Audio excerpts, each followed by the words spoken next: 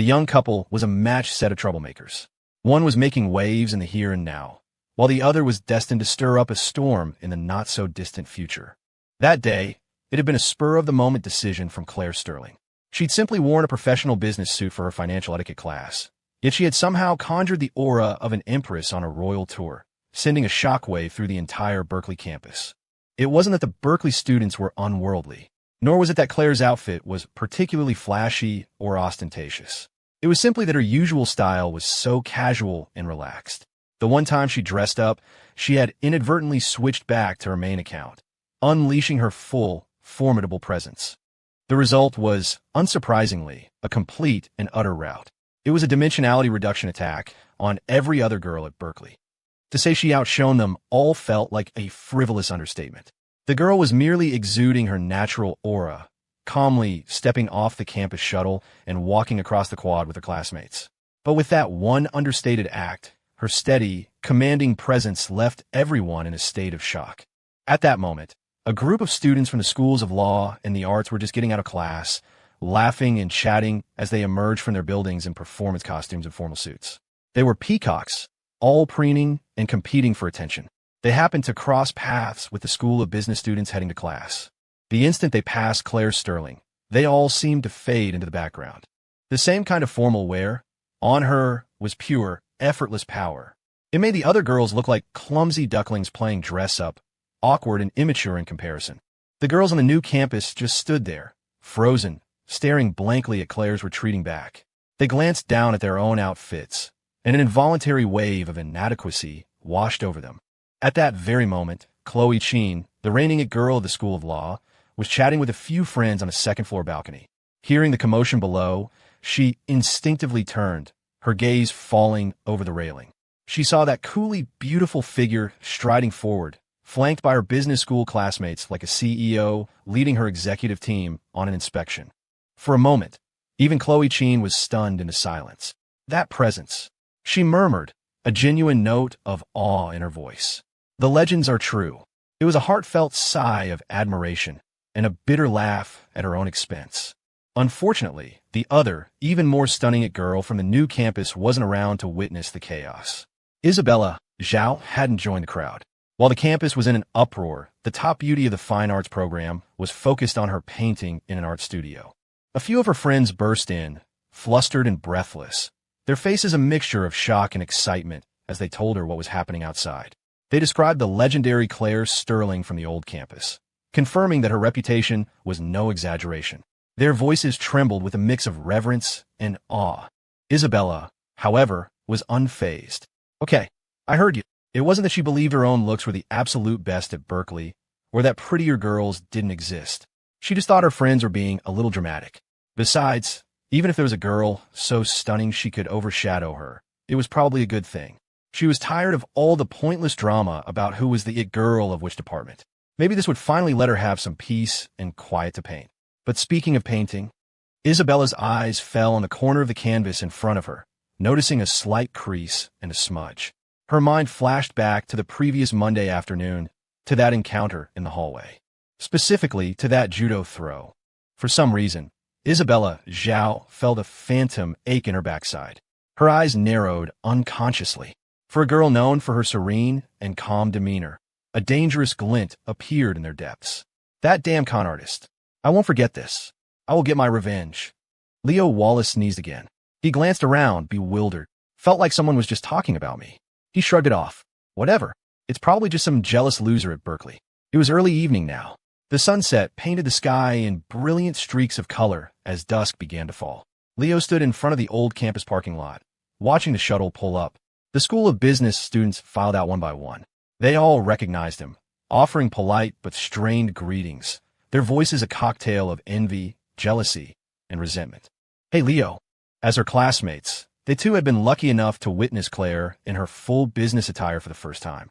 They had been just as blown away. But on the bus, they had overheard some of the girls from room 205 chatting. They'd pieced together that Claire's stunning transformation today had something to do with her old desk mate from Northwood, which was to say, her actual boyfriend. In other words, they owed the magnificent sight to him. They should have been thanking him. But that thought just fueled their jealousy even more. The The School of Business hadn't seen a goddess of her caliber in years, and she'd been snatched up by some guy from another department. And there was nothing they could do about it. They'd been desk mates in high school. Their bond was deep. Screw it, they all thought in unison. To hell with Northwood High. Finally, Claire Sterling stepped off the bus. The moment he saw his girlfriend descending the shuttle steps in that suit, even though he'd seen it before, even though he was more prepared than anyone, Leo was still hit by a staggering wave of pure awe. This is Claire's final boss form, he thought. Her level 99 skin. He suddenly understood why every single one of those business students had been looking at him with murder in their eyes. Having disembarked, Claire spotted Leo and a smile blossomed on her face. She gracefully walked toward him. In her 6-centimeter heels, her already tall frame was now nearly 1.78 meters, just a few centimeters shy of being eye level with him. A playful smirk curved her lips. She reached out a slender hand, and one finger playfully hooked his chin. "Well now," she purred, her voice a low, teasing drawl. "Aren't you a good boy? Here to pick your big sister up from work. Dress for success, Ms." Bertha Sue hadn't quite switched out of her power player persona. The lazy, confident aura of a mature, dominant woman radiated from her, nearly causing the nearby business students to stop dead in their tracks, their jaws hanging open. They shook themselves out of their stupor, desperately trying to control their expressions as they hurried away, eyes wide with shock. That bastard Leo Wallace. He's a dead man. Screw Northwood High. Leo felt a dark line form on his forehead as he gently removed her finger from his chin. "It's not work, it's class. And I'm older than you, remember?" This girl was really starting to act like the future CEO of Sterling Holdings. An equity distribution and a key personnel appointment weren't things you could finalize over a few text messages. After getting Leo's initial response, David Chung quickly sent another message, suggesting they meet the next day at their usual spot, the South Bank Cafe, to discuss the details. Tomorrow was Friday, and Leo's advertising class had to go to the new campus anyway. The class was at 3:30 p.m. He did a quick calculation. He could meet for lunch, hash out the details with Chung, and still make it to class on time. After that, he could take the shuttle back to the old campus, and from there, he could go see his girlfriend. That's right. Tomorrow was Friday, the day the young couple returned to their love nest. No, to the L&S house. No matter how important the business, nothing could get in the way of their private world. He texted David Chung the time. Chung confirmed almost immediately. Lunch tomorrow was on. At the end of the message, however, he added one more line. "I'm bringing 2 other people with me tomorrow. They want to meet you too."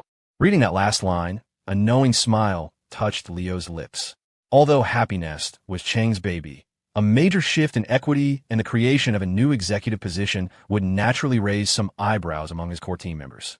So, it seemed tomorrow wasn't just a simple meeting. They were coming to vet him. But that was fine. He tossed his phone aside, sank comfortably into his pillow, and closed his eyes, ready for sleep. His powers of persuasion had been leveling up recently. Whether it was the web novel author Potato or the entrepreneur David Chung, he could talk circles around them.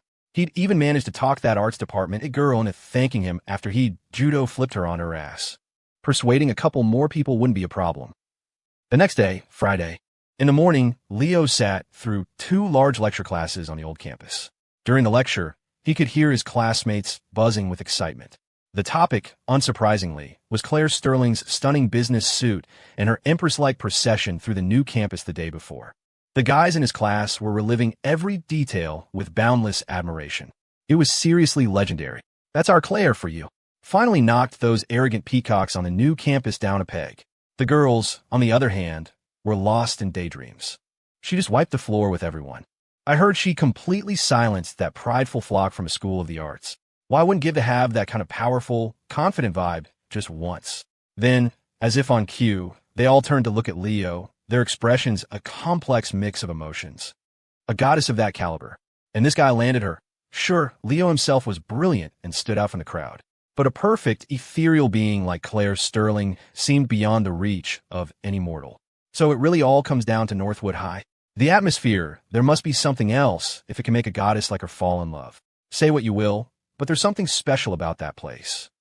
Whispers spread among the students. Then, inevitably, an idea began to form. They weren't thinking screw Northwood High anymore. Now, they were thinking Northwood High was some kind of sacred ground for romance, maybe even more effective than a temple. Many of them made a silent vow. I have to make a pilgrimage to Northwood High, even just to soak up some of the good vibes.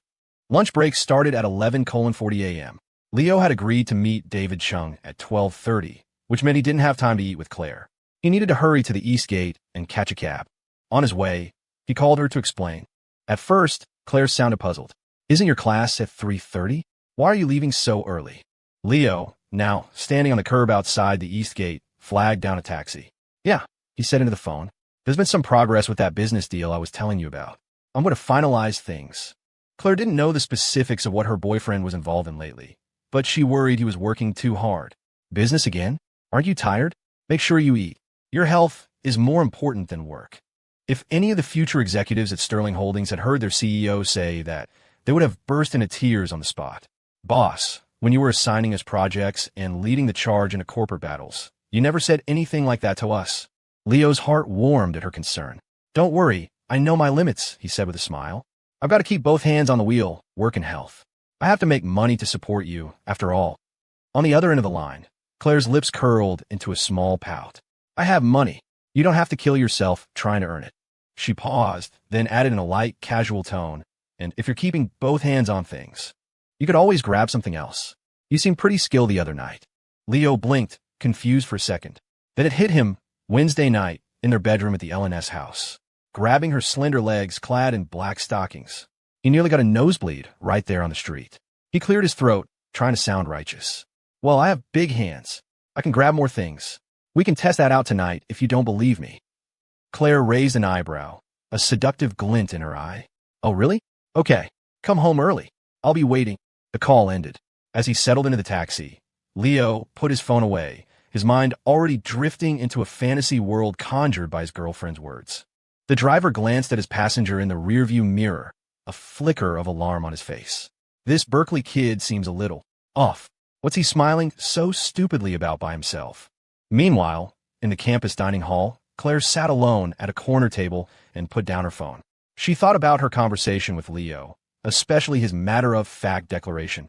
"I have to make money to support you." She pouted softly. "You little idiot. You don't actually have to support me." But even as she said it, she couldn't hide the sweet smile spreading across her face. Having a boyfriend is the best. Why aren't more people in relationships? Is it that hard to find someone? At 12:15 p.m., Leo's taxi arrived at the South Bank Cafe. The last time he was here. He pushed open the familiar glass door, the wind chime above it jingling softly. He found the same table as before and sat down. As he settled in, he glanced instinctively toward the corner window seat. Last time, he'd run into Lily Lou and her two friends. No such coincidences today. He was about 15 minutes early for his 12:30 meeting with David Chung, so he had some time to kill. As he waited, he started organizing his thoughts. After deciding to officially start his own venture, he had used domain flipping as his seed capital. The next step was supposed to be making quick cash through browser-based games. But unexpectedly, after selling the Happy Nest domain, he'd stumbled into an even bigger opportunity. The site's founder, swayed by Leo's pitch, which was really just Cheng's own genius ideas repackaged and sold back to him, wanted to bring him on board. It was a fantastic platform and a real opportunity. Leo had already spent the previous night formulating a plan for his involvement with Happy Nest. It didn't conflict with his original browser game project. In fact, the two could complement each other. Happy Nest would be his entry ticket into the brutal arena of the domestic internet market. The browser game would be his cash cow, providing a stable source of funding for his growing business empire. Since he was going big, he might as well go all in on both. One second, he was deep in serious business strategy, and the next, those words sent his thoughts spiraling in a completely different direction. He was back in the bedroom of the L&S house 2 nights ago. Her legs, wrapped in black stockings, were perfectly toned, the skin smooth and soft to the touch. Wait, what was I just thinking about? Oh, right, my business empire. The texture of my business empire was fantastic the other night. Jingle, jingle, the pleasant sound of the wind chime broke his reverie.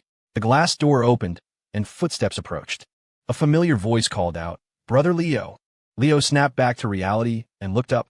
A middle-aged man with a neat buzz cut and black-framed glasses was striding toward him, his expression serious but with a warm, enthusiastic smile. He extended his hand. "Sorry to keep you waiting." It was, of course, the founder of Happy Nest, David Chung. Leo stood and shook his hand, smiling calmly. "Not all. I just got here myself." His gaze then shifted past Chung to the two people who had followed him in. a man and a woman. The man looked to be in his early 30s, dressed in standard programmer casual attire. He had a lazy demeanor, but his eyes held a sharp, shrewd glint. The woman was in her late 20s, wearing a professional blouse, a blazer, and a gray skirt. Her hair was pulled back in a high ponytail, and she wore delicate gold-rimmed glasses. She was attractive, but her most striking feature was an air of mature, intellectual charm. As Leo sized them up, they were doing the same to him. The moment they saw how young he was, a flicker of shock crossed their faces, but they quickly concealed it. The woman couldn't help but linger on his face for an extra second. I don't know about his skills, but he's definitely as handsome as David said. David Chung noticed Leo's glance and smiled, making the introductions. This is Owen Wu and Penny Fong. They're our acting technical supervisor and planning director. They're the future core of Happy Nest. When I went back and told them about the plans and ideas you shared, they were quite shaken. They want to take this opportunity to meet you in person. He phrased it politely, but Leo easily read between the lines. It was less about meeting him and more about a refusal to believe it, a desire to test him for themselves. He wasn't bothered. He smiled and gestured with his hands. You're too kind. Please sit. Let's talk. His calm and composed demeanor made Owen and Penny give him another look, a hint of surprise in their eyes. For a college kid to be treated with such respect by their boss, and for him to show absolutely no signs of nervousness or pressure. If nothing else, his poise was already a cut above his peers. The four of them sat down. David, Owen, and Penny were on one side, with Leo sitting alone opposite them. It felt a bit like an interrogation. David, in the center seat, looked at Leo and smiled slightly. Regarding your terms, I discussed them with the team after I went back. The answer is what I texted you yesterday. We'll add another 2% to the equity, and in exchange, Happy Nest will hire you as our chief strategy officer. Since you don't have any objections, then today we can sign the letter of intent. His words were cut off. I have an objection. It was Owen Wu, the programmer. His lazy facade was gone, replaced by a sharp, calculating glint in his eyes. He looked at Leo with a half-smile. David, we never planned on having a CSO in the first place. This kid is young. He has one coffee with you, and suddenly he gets to climb over the heads of everyone who's been busting their asses? If word of this gets out, it's not going to sit well with the team. David Chung frowned at his subordinate. Owen, watch your tone. But Penny, sitting on the other side, chimed in with a smile. Exactly. Leo is our guest. Owen, you're being so aggressive, people might think we're here to cause trouble. However, she said, her tone shifting as her gaze fell on Leo. Leo, please don't take this the wrong way. Owen's point does reflect the feelings of many people at the company. To take on a position like CSO at such a young age, if you can't show us some real substance, it's bound to cause gossip. I want 20% of the initial equity. The statement landed like a bomb, stunning David Chung and his team into silence. Before coming here, they had a plan. They would offer him the chief strategy officer position, but they would use it as leverage to pry a few more ideas out of him. Who could have imagined that the kid wouldn't give a damn about the title? In fact, he'd used it to double down, demanding twice the equity. Wait a minute. You're trying to have your cake and eat it too? Owen was the first to snap, his eyes wide. Holy shit, dude. Did you even think before you said that? How many drinks have you had? Penny, the composed professional, was so shocked she was speechless, her mouth slightly agape. The expression was, admittedly, a little alluring. David Cheng's face hardened, but he fought to maintain his composure. His brow, however, was deeply furrowed as he stared at Leo. Brother Leo, that's not a funny joke. Leo remained perfectly calm. I'm not joking. Cheng's expression darkened. This isn't what we agreed on. I was willing to add another 2% to the original 8. That was already a sign of immense sincerity. Leo just smiled, his demeanor still relaxed. I know, but the original 8% was just the price for the domain and that first set of ideas. If you want me to accept the CSO position, that comes with a different price tag. David Cheng's brow was now a tight knot. He spoke in a low, firm voice. 20%. That's too much. It's impossible. Even after their last conversation, which had convinced him that the ideas in Leo's head were exactly what Happy Nest desperately needed, 20% of the initial equity was far beyond what he could accept. Cheng's tone was resolute, almost cold. The negotiation was on the brink of collapse. But Leo remained unhurried. He looked up at David Chung and smiled. Don't be so quick to refuse. I didn't say 20%. I said 10 plus 10. The initial 10% remains, same as we discussed. The other 10% will be part of a wager. Hearing this, Owen couldn't help but interject again. A wager? You're a college kid who hasn't even had a real job. What do you have to wager with? His tone was dripping with disbelief and condescension. Penny shared his sentiment. She frowned at Leo, thinking that even if this young man had some talent, he was unbelievably arrogant. They had no idea what was coming next. They were about to find out what true arrogance looked like. Facing the open skepticism, Leo remained unruffled. He met David Cheng's gaze calmly. I'll bet that within 1 year, I can get Happy Nest to 70 million registered users and 20 million daily active users. Within 2 years, we'll be one of the top 2 internet companies in the country, fighting for the #1 spot in social media. Within 3 years, the company will go public. We'll be ringing the bell at NASDAQ. His words were spoken calmly, but they crashed down like 3 successive bolts of lightning, leaving David Chung and his team reeling in shock. Every number, every goal he had casually laid out was the kind of thing people in the industry didn't even dare dream about. Yet here, on a quiet, sunny afternoon in a normal coffee shop, this young man was stating them as fact, his expression utterly serene. It felt surreal, absurd, like a dream.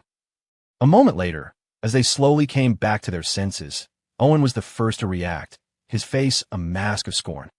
He almost stood up. Dude, you don't even bother with a rough draft when you bullshit, do you? David, I think we're done here. If we hire this guy as our CSO, we'll be the laughingstock of the entire industry. Penny was slightly more restrained, but her brow was furrowed, her opinion of the young man having soured considerably. Owen's right, she said softly. David, maybe you should reconsider. Only David Chung remained seated, his eyes fixed on Leo, his gaze deep and unreadable. Give me one reason to believe you. Leo smiled. All right, we still have time. How about you all listen to me for another 10 minutes? Owen was already losing patience. What's there to talk about? Listen to you bullshit for another 10 minutes? Penny also looked at her boss with a frown. David, the site is about to go live. We need to hurry back and run tests. But David Chung raised a hand, calmly motioning for his 2 subordinates to sit back down. He turned back to Leo. Speak. He had learned his lesson from the last time. This time, he would be more patient. Leo smiled slightly. It's just a rough framework of ideas. Give it a listen. Feel free to correct me. 5 minutes passed. 10 minutes. 20, then 30. Leo spoke for a full half hour without pausing. Across from him, the 3 listeners went from initial indifference to stunned silence, then to growing gravity, then shock, and finally to ecstatic excitement. In the end, it was a familiar scene. Owen Wu, the technical supervisor, and Penny Fong, the planning director, sat on either side of their boss, laptops open, fingers flying across their keyboards as they furiously typed notes. Their focus was absolute. They stared at Leo, ears pricked, eyes wide, afraid of missing a single detail, as if a single forgotten word would be a catastrophic loss. Finally, Leo stopped, took a sip of water, and cleared his throat. All right, that's about it for now. Owen and Penny looked up, panicked. What? That's it. No, what about the next part? Keep going. Leo set his glass down and smiled at the 2 core members of the Happy Nest team, who were looking at him like eager students. I have to get a class. Besides, I only promised to talk for 10 minutes. I've already gone way over. Penny and Owen were speechless. So this is how our boss felt last time, they thought. That boomerang came back fast. Sitting between them, David Chung was overcome with emotion. His chest heaved slightly, and his eyes shone with an unprecedented, fierce excitement. The founder of Happy Nest suddenly stood up, extended his hand to Leo with even more gravity and respect than before, and said, Please, allow me to walk you out. The wind chimes sang as David Chung personally escorted Leo out of the coffee shop. His 2 subordinates, Owen and Penny, followed close behind. This time, they were utterly convinced. David Chung looked at Leo, his mind still replaying the young man's eloquent dissertation. Even at nearly 40 years old, he couldn't contain the thrill coursing through him. He had left a high-powered job to start his own company, driven by his own ambitions. But entrepreneurship was always a journey into the unknown. No matter how confident he was, until a product was live and tested by the market, there was always a sense of unease. Leo's words had parted the clouds for him, revealing a clear path forward. More importantly, his 3 promises, his wager, had ignited a fire in Cheng's own heart. His emotions surging, Cheng looked at Leo and said with genuine feeling, I've always considered myself a confident man, but I never imagined that you, brother Leo, would have more faith in me and Happy Nest than I do. Leo gave a faint smile. The internet is a new frontier in this country. If you're going to jump in, you have to have the guts to ride the biggest waves. This industry doesn't have a true domestic giant yet. Since one has to emerge eventually, why can't it be us? The words were spoken calmly, as if stating a simple, obvious truth. But that one sentence sent a jolt of adrenaline through Owen and Penny, making their blood boil with excitement. Chung himself was deeply moved. Good. A magnificent, why can't it be us? With that sentence alone, for Happinest to have you join us is the greatest fortune. In that moment, the founder of Happinest was filled with a bold, heroic spirit. He extended his hand to Leo. This domestic internet market lets you and I conquer it together. Leo readily slapped his hand against Cheng's in a firm, mid-air clap. It was a pact, a sworn oath. Owen and Penny watched, their hearts pounding. It felt like they were witnessing the birth of a legend, a moment of epic history. David Chung let out a hearty laugh. I'm a picky judge of character, but after meeting you only twice, Brother Leo, I feel like we're old friends. From now on, we're comrades in arms. If you ever need anything, just say the word. It was a rare promise to hear from David Chung. Coming from a man of his stature and ability, it carried immense weight. Anyone else would have been overjoyed and would have treasured such a commitment. Leo, however, just nodded briskly. Sound good. Actually, there's something I need right now.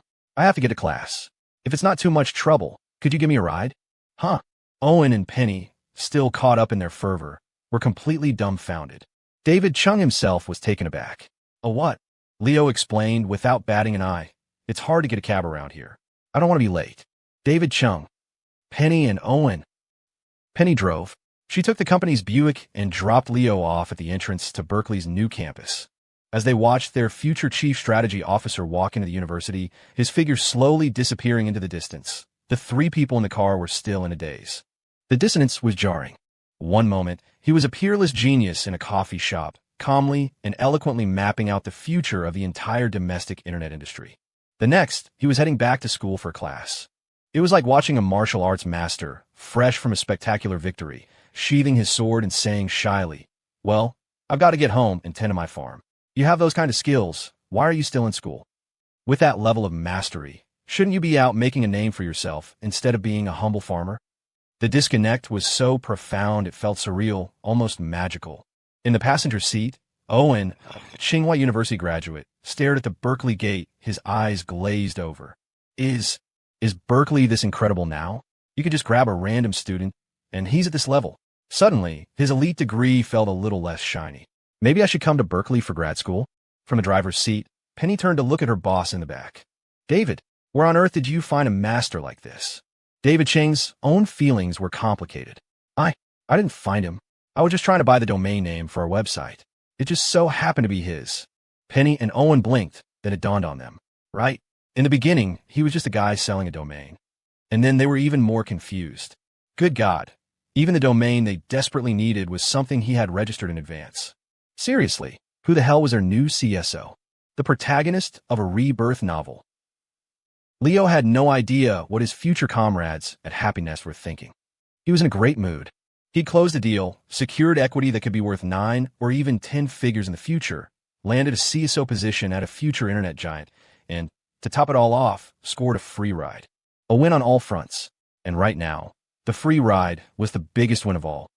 If he hadn't caught a ride, he would have been late and lost attendance points. He reached the classroom building on the new campus just as the bell rang. Taking the stairs 2 at a time, he found a classroom and slipped inside. His advertising classmates were already seated. His roommates from room 520 were waving him over. "Leo, over here." He went and sat down. The second his butt hit the chair, the design professor walked in with his textbook and notes. The familiar advertising design class began.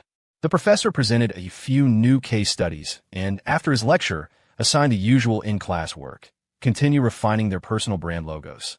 As they worked, he walked around the room, checking their progress and offering critiques. When he reached the back row, he saw Dylan's and Leo's work and nodded, offering some praise and suggestions. He looked at Leon's design, saw the earnest, hopeful look in the date cake guy's eyes, and chose his words carefully. "Well, Leon, your date cake logo is looking more and more like a date cake." Finally, he saw Marco's masterpiece. The professor fell silent for a full 30 seconds. After a long, hard look, he turned to Marco, who was beaming with pride, awaiting his praise. The professor's face was filled with a strange kind of relief. "You're only a freshman. You're still young." Marco blinked, then his face lit up. "Are you saying my potential is limitless at such a young age, Professor?" The professor's face was a blank mask.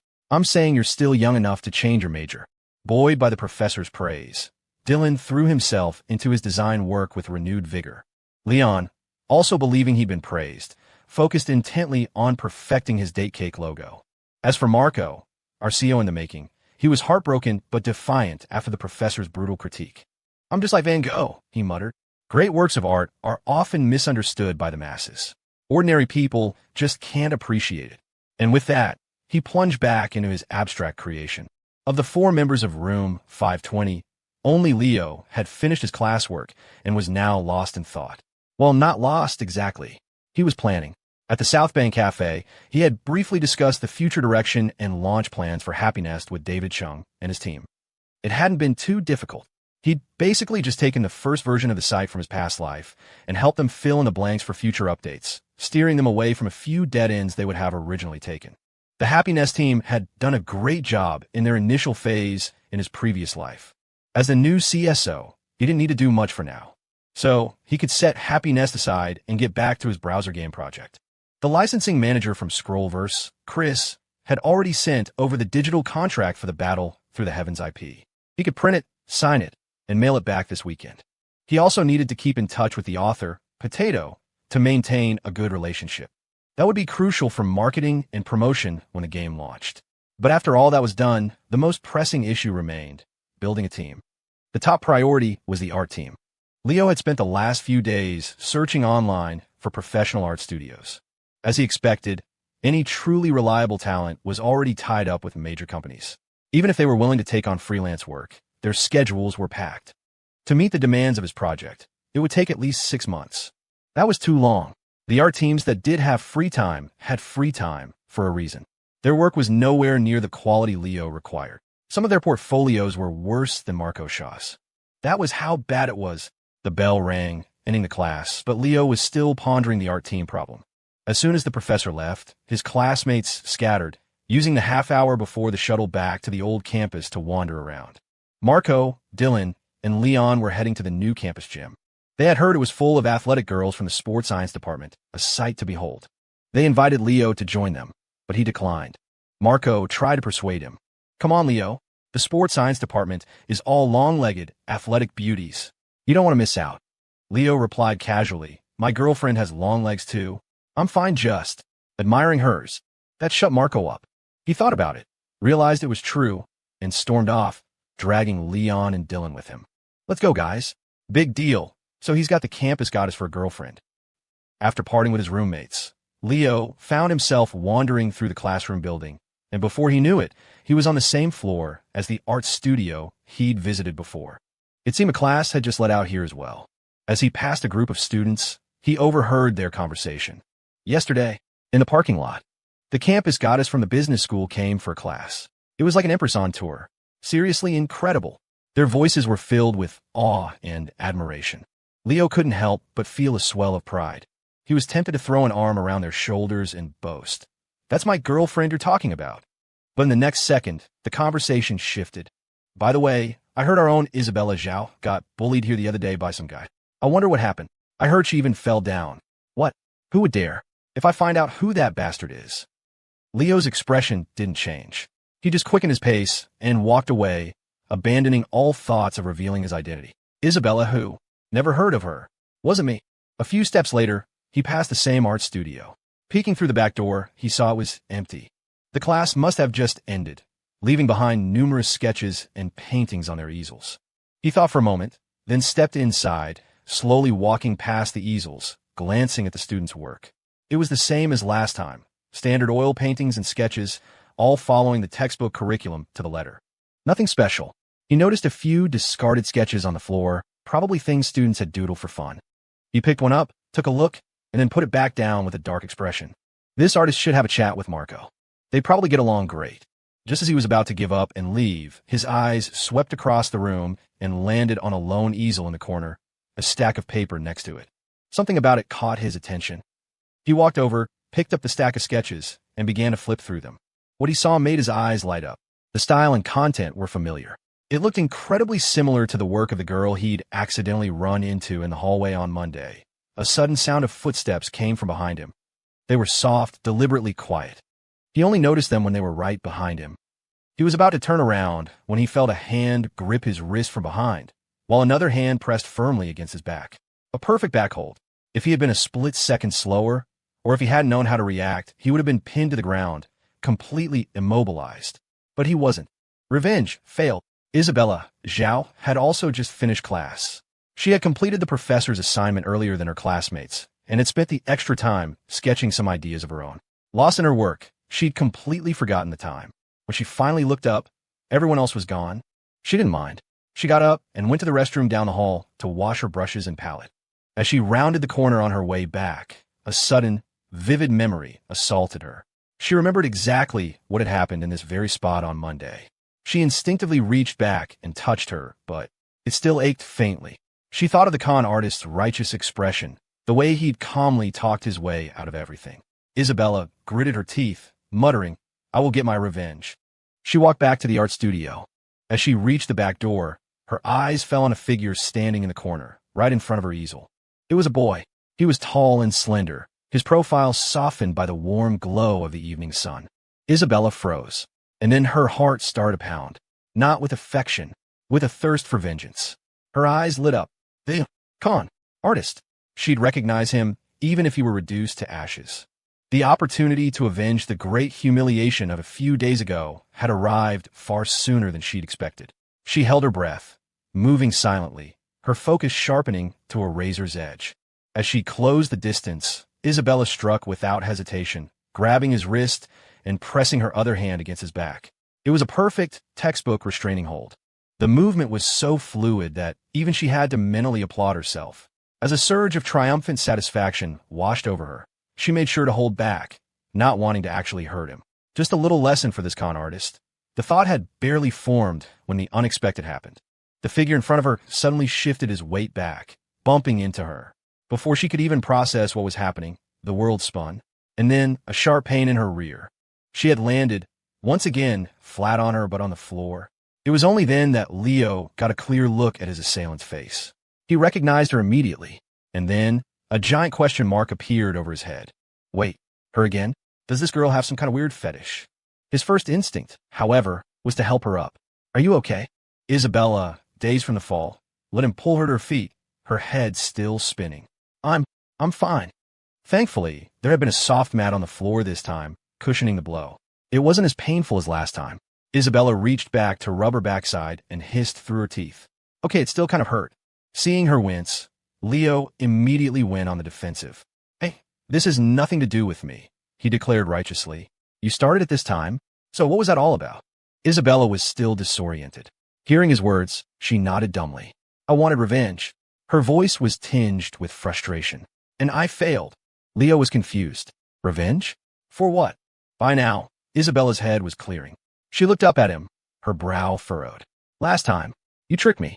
You're the one who threw me, but you made me thank you for it. Leo finally understood. Oh, she figured out. The delay was a bit long, but she got there. This was a minor hurdle for Leo, the great con artist. Faced with her accusation, he seamlessly changed the subject. Last time is debatable, but you can't argue with this one. I was just looking at some art, and you sneak up behind me and attack me. That was pure self-defense. He said it with an air of absolute conviction. Isabella was stumped. She wanted to argue, but this time she really couldn't. But still hurt, which made it hard to think clearly. She could only nod numbly. Yes, this time. It was my fault. Leo clapped his hands together. Exactly. Last time, I was a little at fault. This time, you were at fault. That makes us even. And this time, I even held back. I was worried I'd hurt you, so I made sure to throw you onto the mat. Otherwise, it would have been much worse. Isabella glanced down at the mat beneath her feet and shuddered at the thought of hitting the hard floor. She nodded. True. Leo pressed his advantage. So, you should thank me for that, right? Completely bamboozled again, Isabella nodded meekly. Okay. Thank you. Look at that. It worked again. A tiny, cartoon version of Leo, in his mind, was grinning from ear to ear. This artsy girl's looks and her wits seemed to be inversely proportional. On the outside, he just nodded solemnly. You're welcome. It was the right thing to do. With that crisis averted, Isabella finally regained her composure. Her gaze fell on Leo again, then on the easel next to him. She frowned. What are you doing here? Leo shrugged. Just wandering around, looking at the art. He gestured to the stack of sketches by the easel, and then looked back at her, realization dawning. These are yours, aren't they? He remembered seeing them when he'd helped her pick them up in the hallway. The style was identical. As expected, Isabella nodded. Yes, they're mine. Leo leaned over and picked up the stack of sketches again, flipping through them. They were the only things in the entire studio that had caught his eye. They weren't your typical art school assignments. They were free-form character designs, bursting with creativity, mechs, ancient warriors, fantasy heroes, and heroines. The style was bold, the lines exquisite and imaginative. More importantly, Leo flipped to another page. A drawing of a woman in ancient robes, looking like an immortal goddess, filled the sheet. Her legs were long and flawless, and her chest was ample and dazzlingly white. He turned to Isabella, his face filled with genuine admiration. Did you draw this one too? Isabella snatched the sketchbook from him, her expression unreadable. Of course, it's art. That's exactly the attitude I need. Looking at Isabella again, Leo's eyes were now filled with undisguised appreciation. The perfect candidate for his art team had just fallen right into his lap. Finding an art team for the battle through the heavens browser game. Leo's requirements were simple and direct. A solid technical foundation, a beautiful style, a bold imagination, and preferably a talent for fantasy and mythological themes. Also, the ability to draw handsome men and beautiful women, especially women with long legs and generous chests, was a major plus. Artists like that would be easy to find on the internet a decade from now. Hell, in that era, you had more than just artists, you had a whole army of content creators. Leo himself had collected a vast number of resource websites and followed many master artists. Well, that was the Leo from his past life. It had nothing to do with Leo Hammer Wallace. In 2008, however, finding the right person was no easy task. But as luck would have it, the art school girl he had now judo flipped twice was, by sheer coincidence, a perfect match for all his needs. More importantly, Leo thought one step ahead. If he could recruit this easily confused Ms. Zhao to his side, her influence as the girl of the art school would make it a breeze to find other talented artists and build his entire team. When money isn't enough of a lure, use a honey trap. Recruiting Isabella Zhao was a masterstroke that would kill two birds with one stone. His mind raced, and in the blink of an eye, he had devised 100 ways to utilize the dazed girl in front of him. But his expression remained perfectly sincere. He switched into recruitment mode, his eyes shining as he looked at Isabella.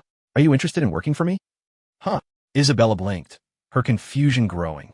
This guy's train of thought moved way too fast. 1 second, they were arguing about who was at fault for a judo throw. The next, he was offering her a job.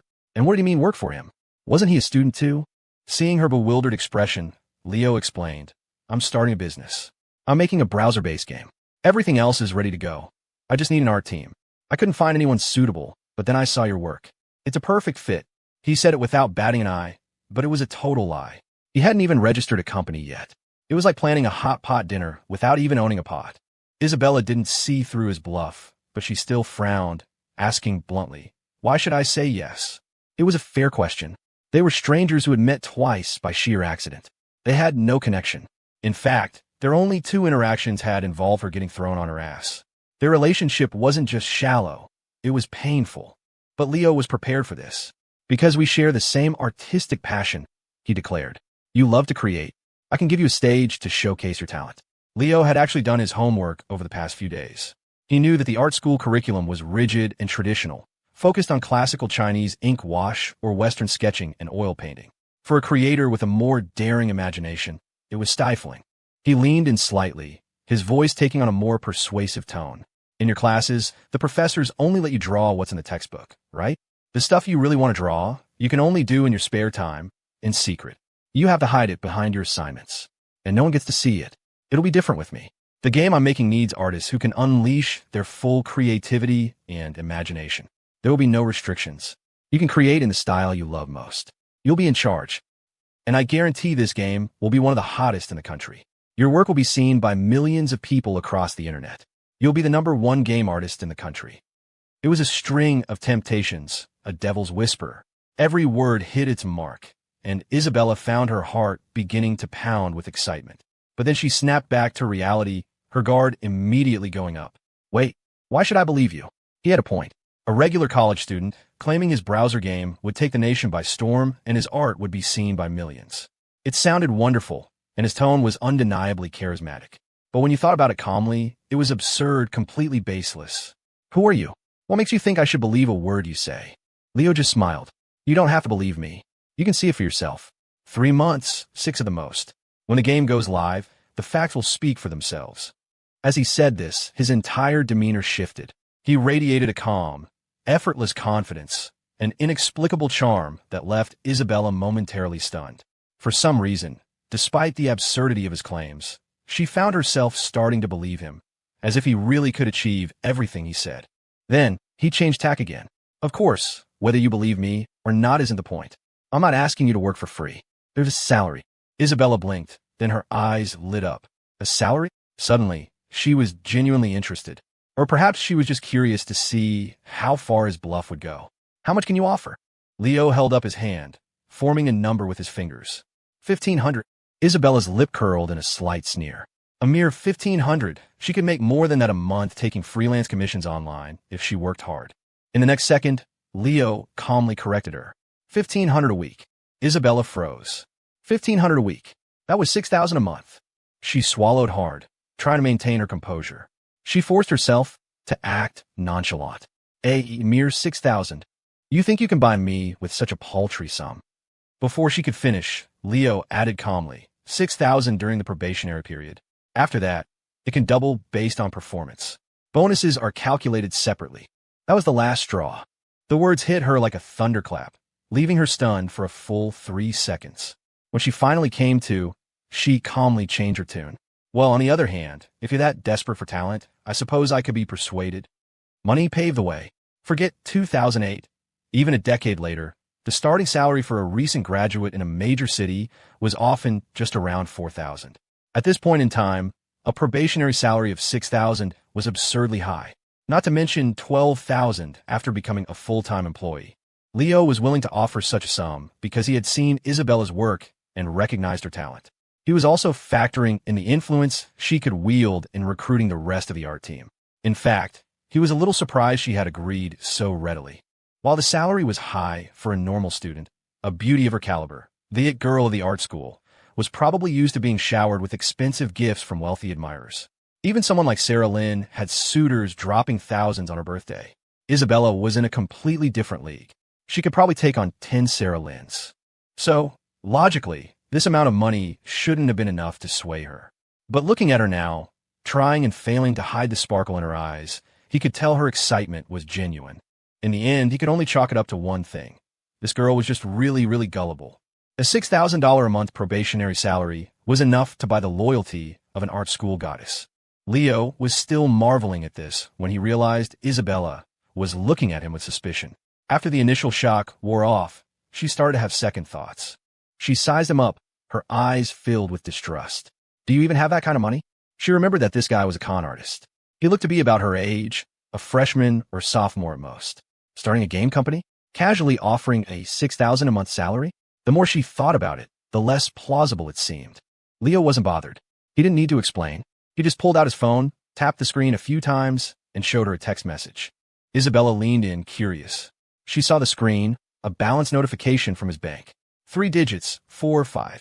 6 digits, $200,000. Isabella's eyes went wide, the string of zeros spinning in her pupils, making her head swim again. Leo smiled. Believe me now? She nodded dumbly. When she looked up at him again, she gave him a thorough once-over. Are you some rich kid? Leo chuckled. Nope. Isabella stared at him, unconvinced. If you're not a rich kid, how do you have so much money? Leo explained with an air of casual nonchalance. I talked my way into it. He talked his way into that much money. Isabella was about to call his bluff, but then she remembered her own first-hand experience with his persuasive abilities, and suddenly, it seemed almost plausible. She glanced at the balance on his phone screen again. She reluctantly accepted this reality, but she was still confused.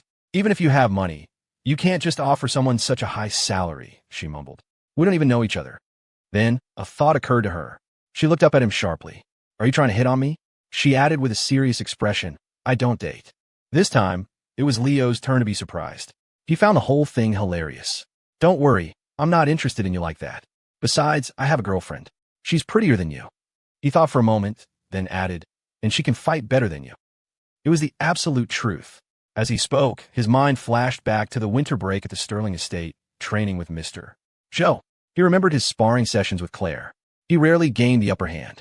Take, for example, what had just happened with Isabella. The same backhold, when used between him and Claire, often ended with their roles reversed. He was the one who ended up getting thrown. To put it simply, after a whole winter break of sparring, he had never once gotten the better of Bertha Sue. Well, that wasn't entirely true. In another sense, he had gotten the better of her quite a few times. Leo was being completely honest, but Isabella didn't quite believe him. While she didn't care about titles like a girl, she had a realistic assessment of her own looks. A girlfriend prettier than her? Here at Berkeley? She wasn't being arrogant, but there weren't many who could compete. Except, perhaps, for that one girl who had swept through the new campus like an empress yesterday. She didn't dwell on that part, though. It was the second part of his statement that got under her skin. What did he mean? She can fight better than you. She had trained with a professional instructor. She was about to protest when a sudden movement sent a jolt of pain through her backside.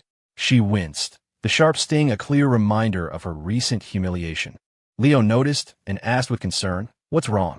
His question was like adding fuel to the fire. Isabella's anger flared. The more she looked at him, the more annoyed she became. Then, an idea for revenge came to her.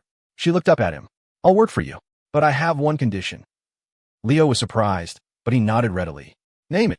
Isabella stared at him, her eyes unblinking, and said in a dead serious tone, you have to let me throw you. Leo, question mark. A question mark popped up over the cartoon Leo in his mind. What the hell? What kind of ridiculous condition is that? Isabella, however, seeing his stunned expression, felt a surge of satisfaction. She repeated her demand firmly. Let me throw you. You threw me twice. I want my revenge. Finally understanding, Leo was exasperated. Isn't that a little childish? But Isabella was insistent. That's what I want. If you let me throw you, I'll take $1,000 pay cut. Ms. Isabella, dazed and confused, Zhao was very serious about her revenge. Then she hesitated for a moment and amended. Okay, a $500 pay cut. Isabella Zhao was on the verge of tears. It wasn't just the pain in her, but it was the sheer, infuriating injustice of it all. How could he ask why she didn't dodge? You were the one who told me to throw you. How could you fight back? Isabella had never been coddled, and she had endured her fair share of hardships, but she had never experienced pain quite like this. Judo thrown twice in one afternoon. The first time, at least there had been a mat. This time, she had landed squarely on the hard floor. Seeing her eyes welling up with tears, Leo felt a pang of guilt. He carefully helped her to her feet. Sorry. How about a do-over? I'll let you throw me again. Isabella's eyebrows shot up, her eyes blazing with righteous fury. Again? So you can throw me again? You big con artist. I'm not falling for that. To think that she, the esteemed girl of the art school, had never been so humiliated. And now, in the span of 1 week, she had been judo thrown 3 times by this jerk. A wave of self-pity washed over her, and her eyes grew redder. Leo was starting to panic. Okay, how about this? That $500 you were going to cut from your salary? We won't cut it. We'll stick to the $1,500 a week probationary pay. Huh. Isabella's tears stopped midstream. She sniffled, and her eyes lit up again. Okay then. But just as she was about to agree, she realized something. Wait a minute. The deal was that she would take a $500 pay cut if she got her revenge. Since she hadn't, her salary shouldn't have been cut in the first place. The realization sent a fresh wave of indignation through her. That bastard. He almost tricked me again. Seeing her eyes quickly turning red again, glistening with fresh tears, Leo scrambled to salvage the situation. I'll add $200. A weekly salary of $200 more. Isabella glared at him through her tears. Not enough. Leo shot back instantly. Another $50. The tears were about to fall. He could hear footsteps and chatting in the hallway, getting closer. His danger sense went into overdrive. He made a final, decisive offer. Another $50. That's $300 total. $1,800 a week. A miracle occurred. In the span of a single second, Isabella's tears vanished. Her red-rimmed eyes were suddenly bright and sharp. Deal. No takebacks. Leo didn't hesitate. Done. He had finally managed to placate her. As the footsteps in the hallway faded away, Leo let out a sigh of relief. He glanced at Isabella, who was now wiping her tears, a look of satisfaction on her face. He rubbed his nose. He had only increased her probationary salary. Her full-time salary remained the same. Of course, given her processing speed, it would probably be a long time before she figured that out. They had finalized their employment agreement and exchanged contact information. Leo would send her a document with the specific job requirements later. With the most troublesome personnel issue resolved and the shuttle about to depart, Leo prepared to leave, feeling quite pleased with himself. But just as he was about to go, Isabella called out, "Wait." He stopped and turned, suddenly wary. What now? Had she already figured out his salary trick? With her brain speed? Unlikely. Isabella held up her phone, showing him the contact information she had just saved. "I still don't know your name." Leo blinked, then realized she was right. They had met twice, he had thrown her 3 times, and while he knew who she was, he had never actually introduced himself. Meeting her bright, intense gaze, Leo smiled coolly. "The name's Zhao, Kevin Zhao." With that, he turned and walked away, leaving her with nothing but the sight of his confident back. This girl clearly holds a grudge. If I tell her my real name, who knows what kind of revenge she'll cook up. When you're out in the world, it's always good to have a backup identity. Standing at the entrance of the art studio, Isabella watched him go, silently mouthing the name he had given her. "Kevin Zhao." Her eyes narrowed, a sharp, clear glint in their depths. "Kevin Zhao. So we share a last name. Interesting. She would remember this." He made it onto the shuttle back to the old campus just in time and found a seat by the window with his roommates.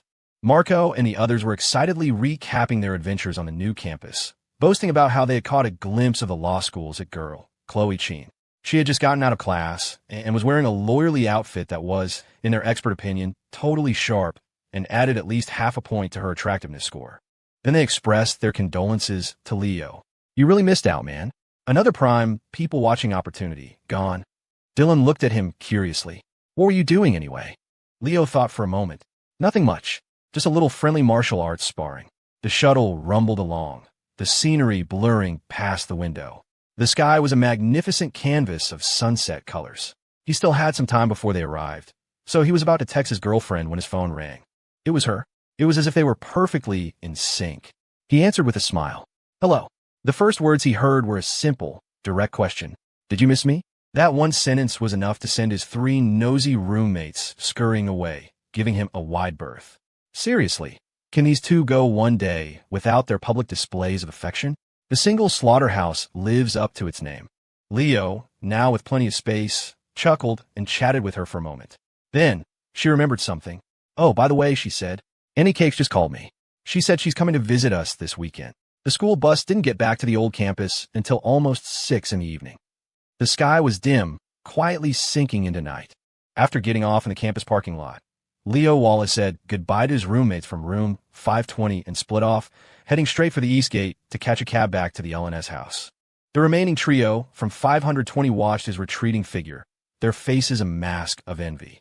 It must be nice to have your own little nest off campus. Damn, living off your girlfriend sounds amazing.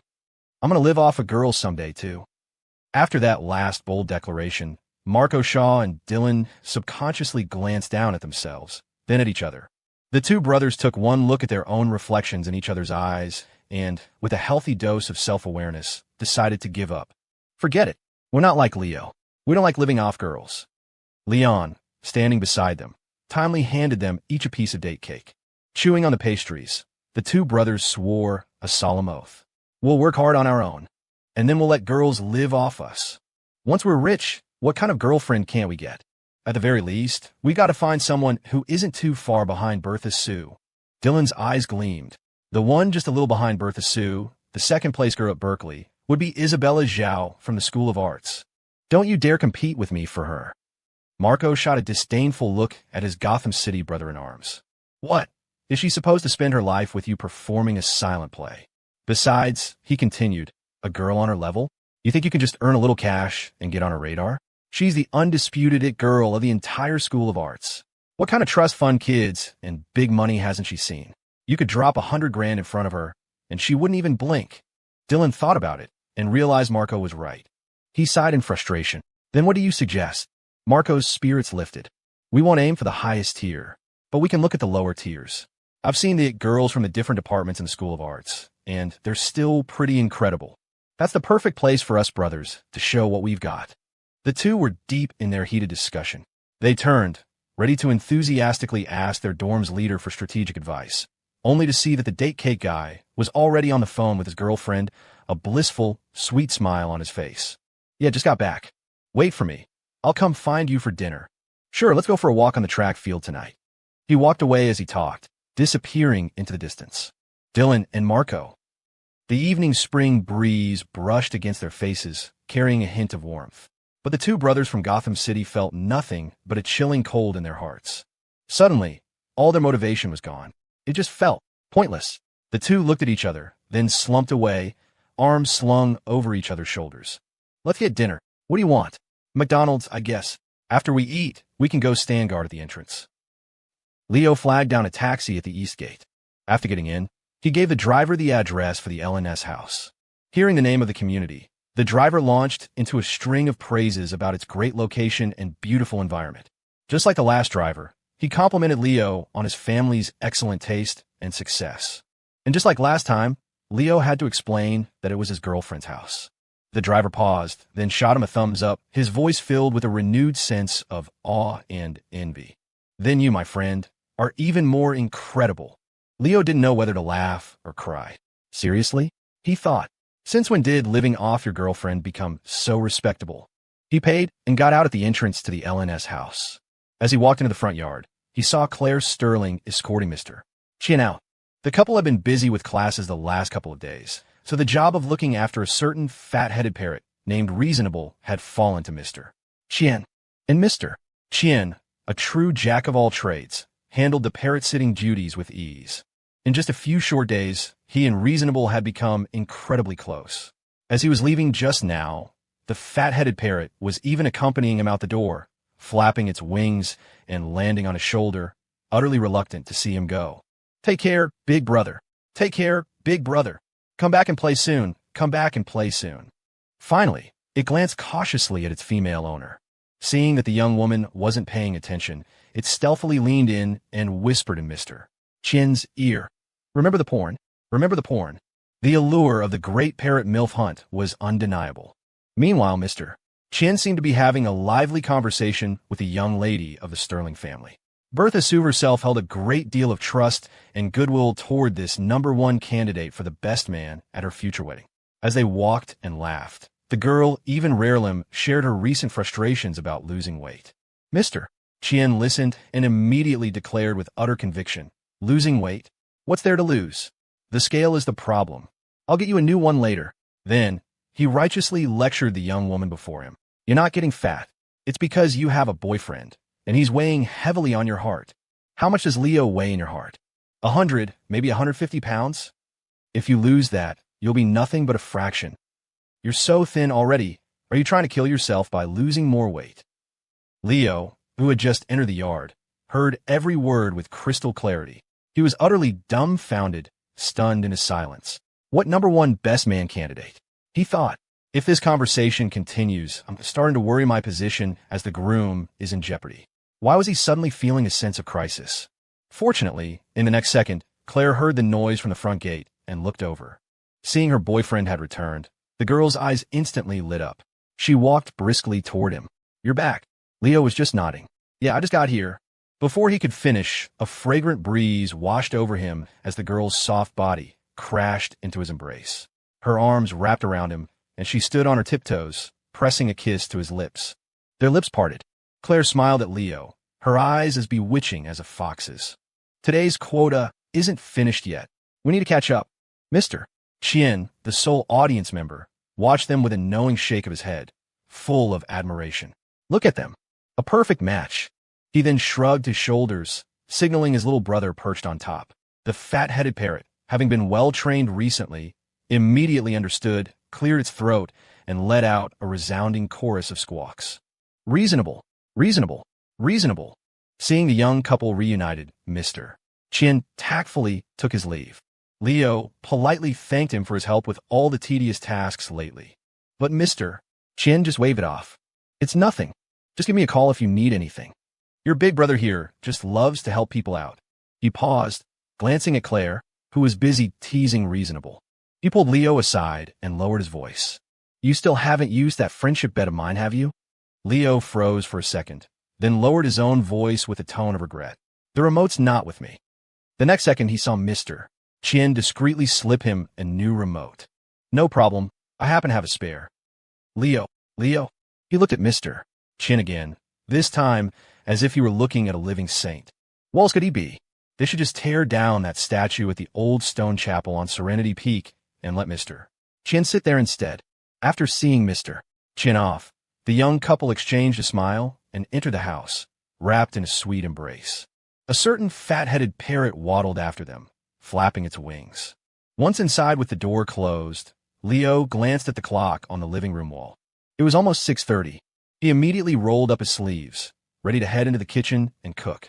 But Claire stopped him. It's okay. I already made dinner. How to deliver a devastating blow in a single sentence. Leo was instantly stunned, frozen on the spot. You made it. Claire looked at her boyfriend and smiled gently. I got back from school early, and I figured you'd be home late, so I went ahead and cooked myself. Saves you the trouble. To come home after a hard day's work to a delicious soup prepared by your devoted girlfriend. It was a touching scene that countless men dreamed of. Leo didn't dare move a muscle. But seeing his beautiful girlfriend looking up at him, her eyes begging for praise, he had to force himself to compliment her. Great job. You're my wife, after all. Receiving her boyfriend's praise, the girl's face showed a satisfied expression, her eyes curving into crescent moons. I made 3 dishes. You could try them one by one later. 3 dishes. The only thing 3 times more terrifying than the mistress of a single slaughterhouse cooking 1 dish was the mistress of the house cooking 3 dishes. It seemed too late to run now. Claire took Leo's hand and led him toward the dining table. I just finished, so I let Mr. Chien try a little, she said as they walked. But he probably didn't eat much. Mr. Chien ate it too. Leo was momentarily stunned. He thought back to Mr. Chien's glowing, energetic appearance when he left. A question mark popped up in his head.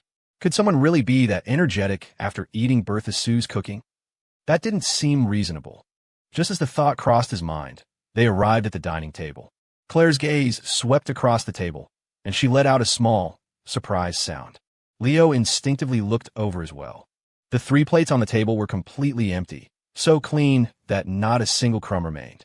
Leo? Claire was slightly taken aback, then she realized. He finished it all? Leo's eyes widened in shock.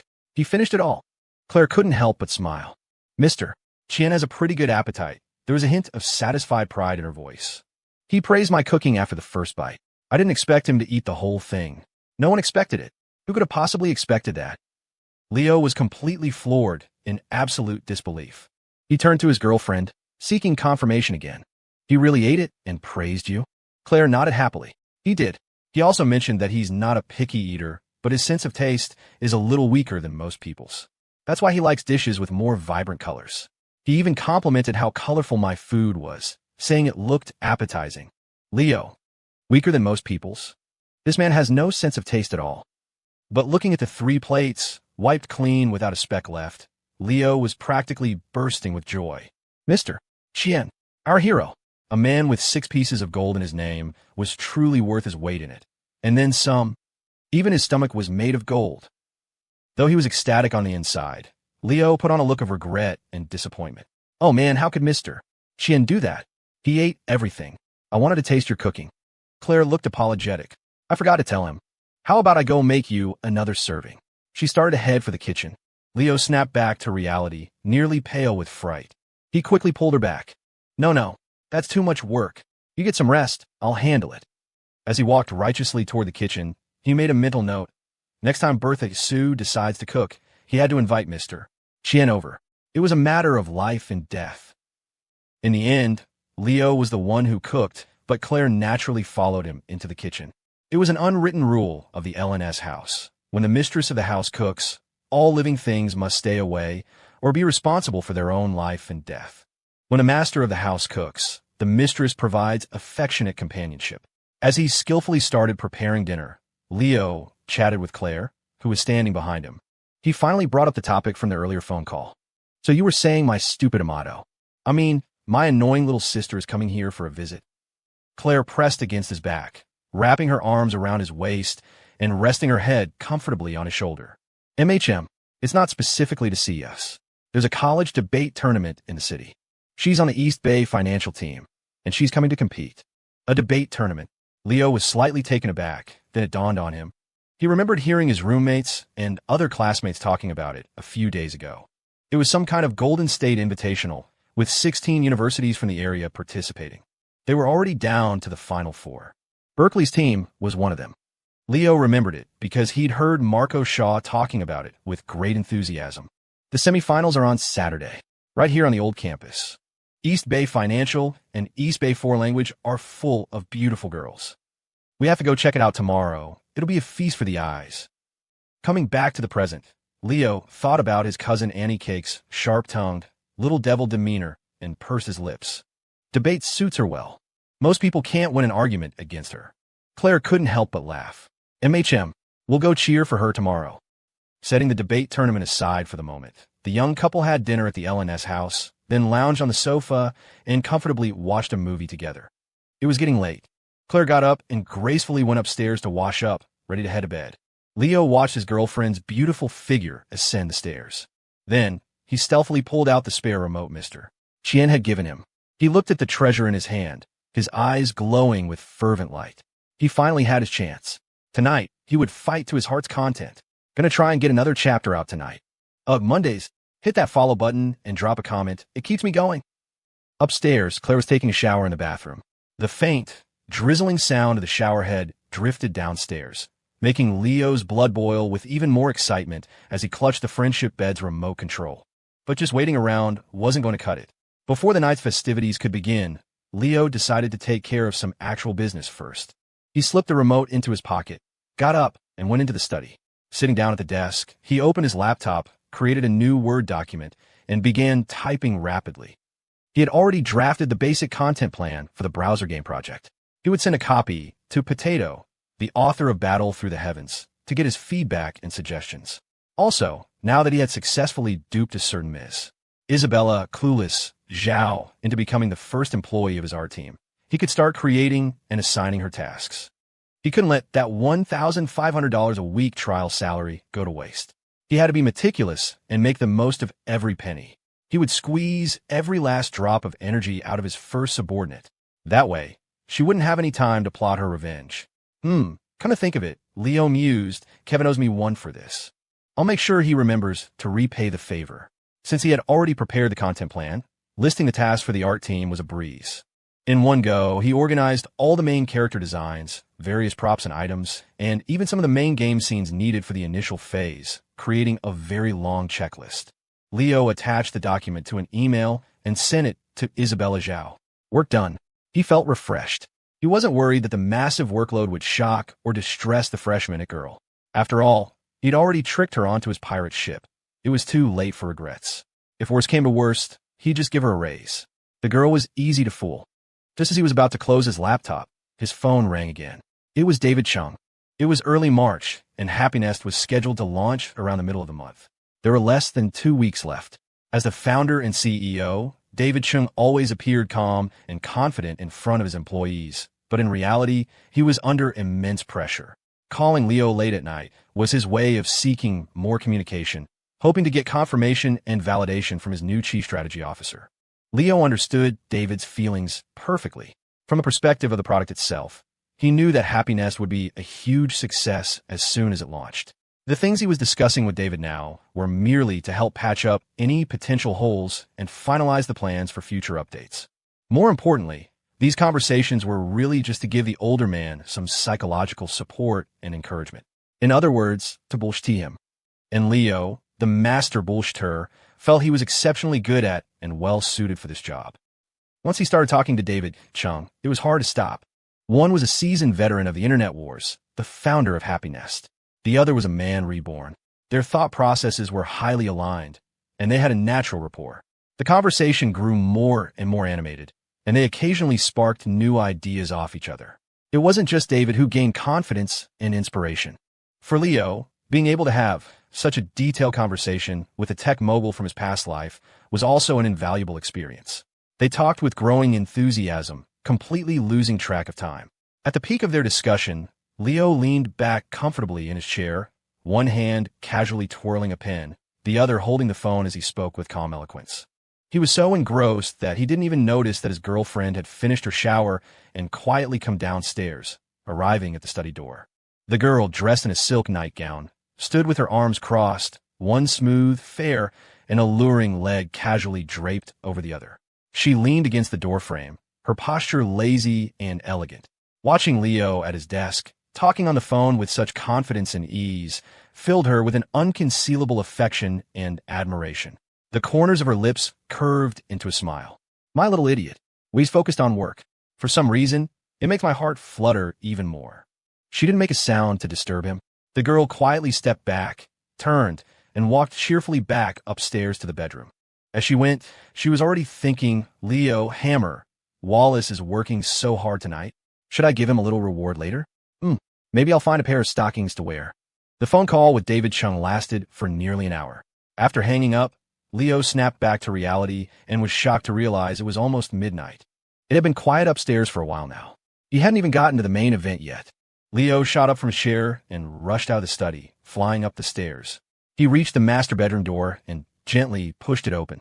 Peeking inside, he saw that, as expected, his girlfriend was already fast asleep in bed. Her breathing was even, her eyelashes trembling slightly, perhaps dreaming a sweet dream. A look of regret crossed Leo's face. It seemed tonight's battle would have to be called off early. He walked to the bedside and saw that Bertha Sue had kicked off the covers again. He was about to tuck her back in when his gaze inadvertently swept over her. And he suddenly noticed something. On the girl's long, beautiful legs exposed from under the blanket was a pair of black, thigh-high stockings. Oh, hell yes! Leo was instantly re-energized. He couldn't just let this opportunity for appreciation pass him by, could he?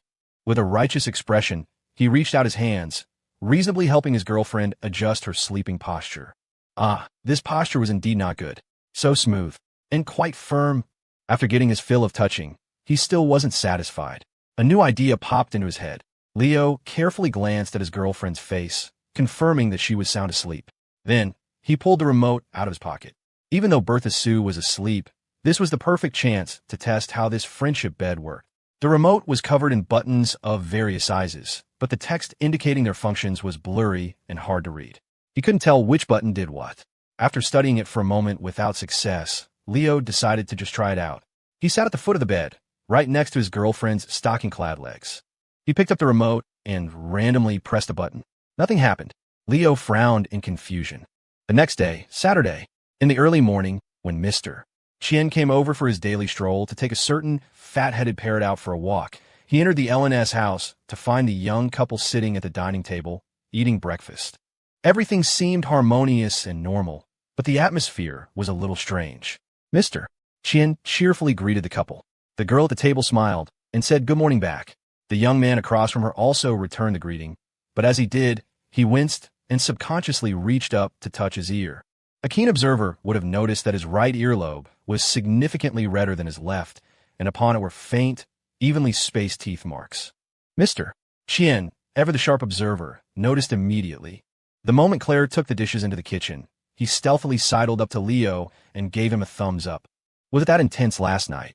Thinking back to the previous night, Leo touched his earlobe with lingering fear. He sucked in a breath, wincing again.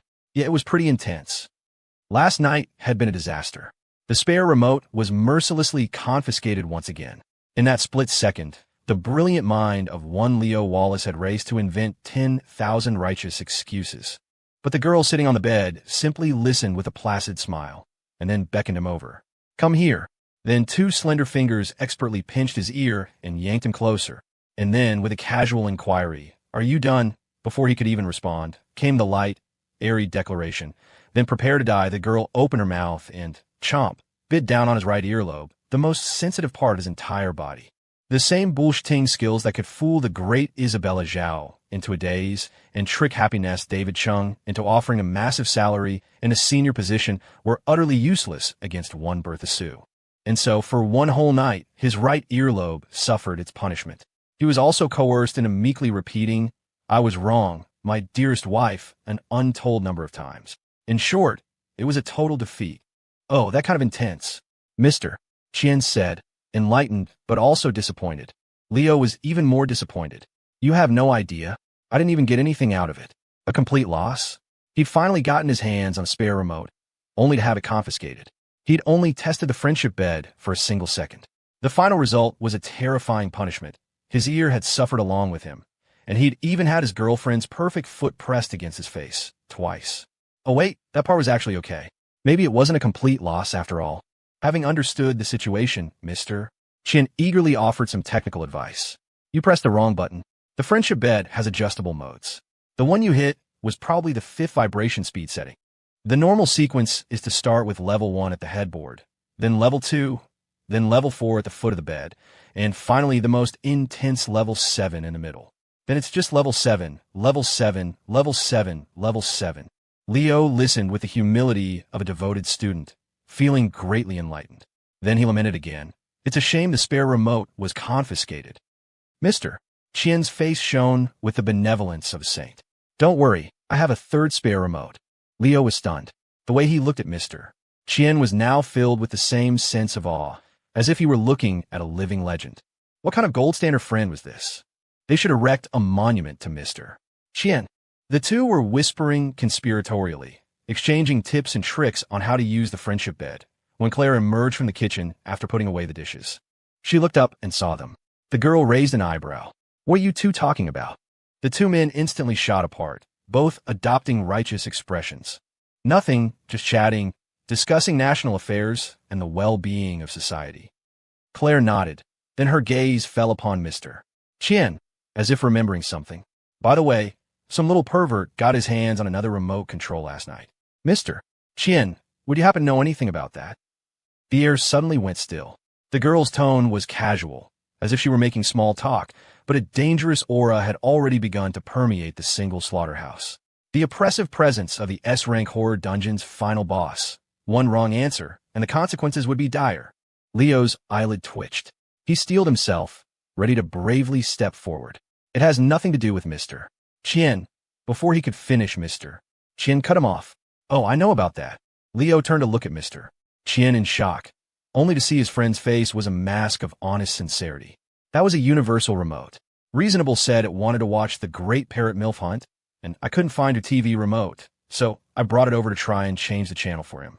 I must have accidentally left it here. Claire froze. Reasonable, in the living room, the fat-headed parrot, who had been engrossed in its birdseed, also froze. It looked up dumbly. Reasonable, then it snapped back to reality, utterly horrified, flapping its wings and hopping frantically. My ass! My ass! My ass! Not reasonable! Not reasonable! Mr. Chien continued without batting an eye, his expression still one of righteous dignity. Yes, that's what happened. But don't blame reasonable, it's mainly my fault. If you're going to blame anyone, blame me. The girl's brow furrowed slightly, then relaxed. I see. Then it's not your fault, Mr. Chien. Her tone softened. After all, this was the gold standard #1 candidate for best man at her wedding. He enjoyed the highest level of trust from a young lady of the Sterling family. As for a certain unlucky fat-headed parrot, it wasn't so fortunate. Reasonable was still hopping around its cage in a panic. I've been framed. Framed. Framed. This is slander. Slander. The girl's gaze shifted, landing on her pet. Her eyes narrowed. A certain stupid bird. Looks like it needs a little lesson. The parrot, which had been flapping wildly mid-air, suddenly shuddered and dropped from the sky. It sensed the killing intent. Its beady eyes filled with terror, and it whipped its head around to its male owner, desperately pleading, "Save me! Save me! Save me!" Leo glanced at Reasonable. Then he turned to Claire and nodded without a change in expression. "MHM, it's time for a lesson. Better you than me, buddy. One scapegoat is enough." In the end, the fat-headed parrot managed to save its own skin, for now. Because before Claire could figure out a proper educational method for Reasonable, a call came through on Leo's phone. He had just answered when the cheerful voice of a certain Annie Cakes came through the line. "Her Majesty has arrived. The happy couple will welcome me in half an hour. Chop chop." Today, Berkeley was hosting the semifinals of the Golden State Invitational Debate Tournament. The teams from Berkeley, East Bay Financial University, East Bay Foreign Language University, and East Bay Institute of Technology were set to compete.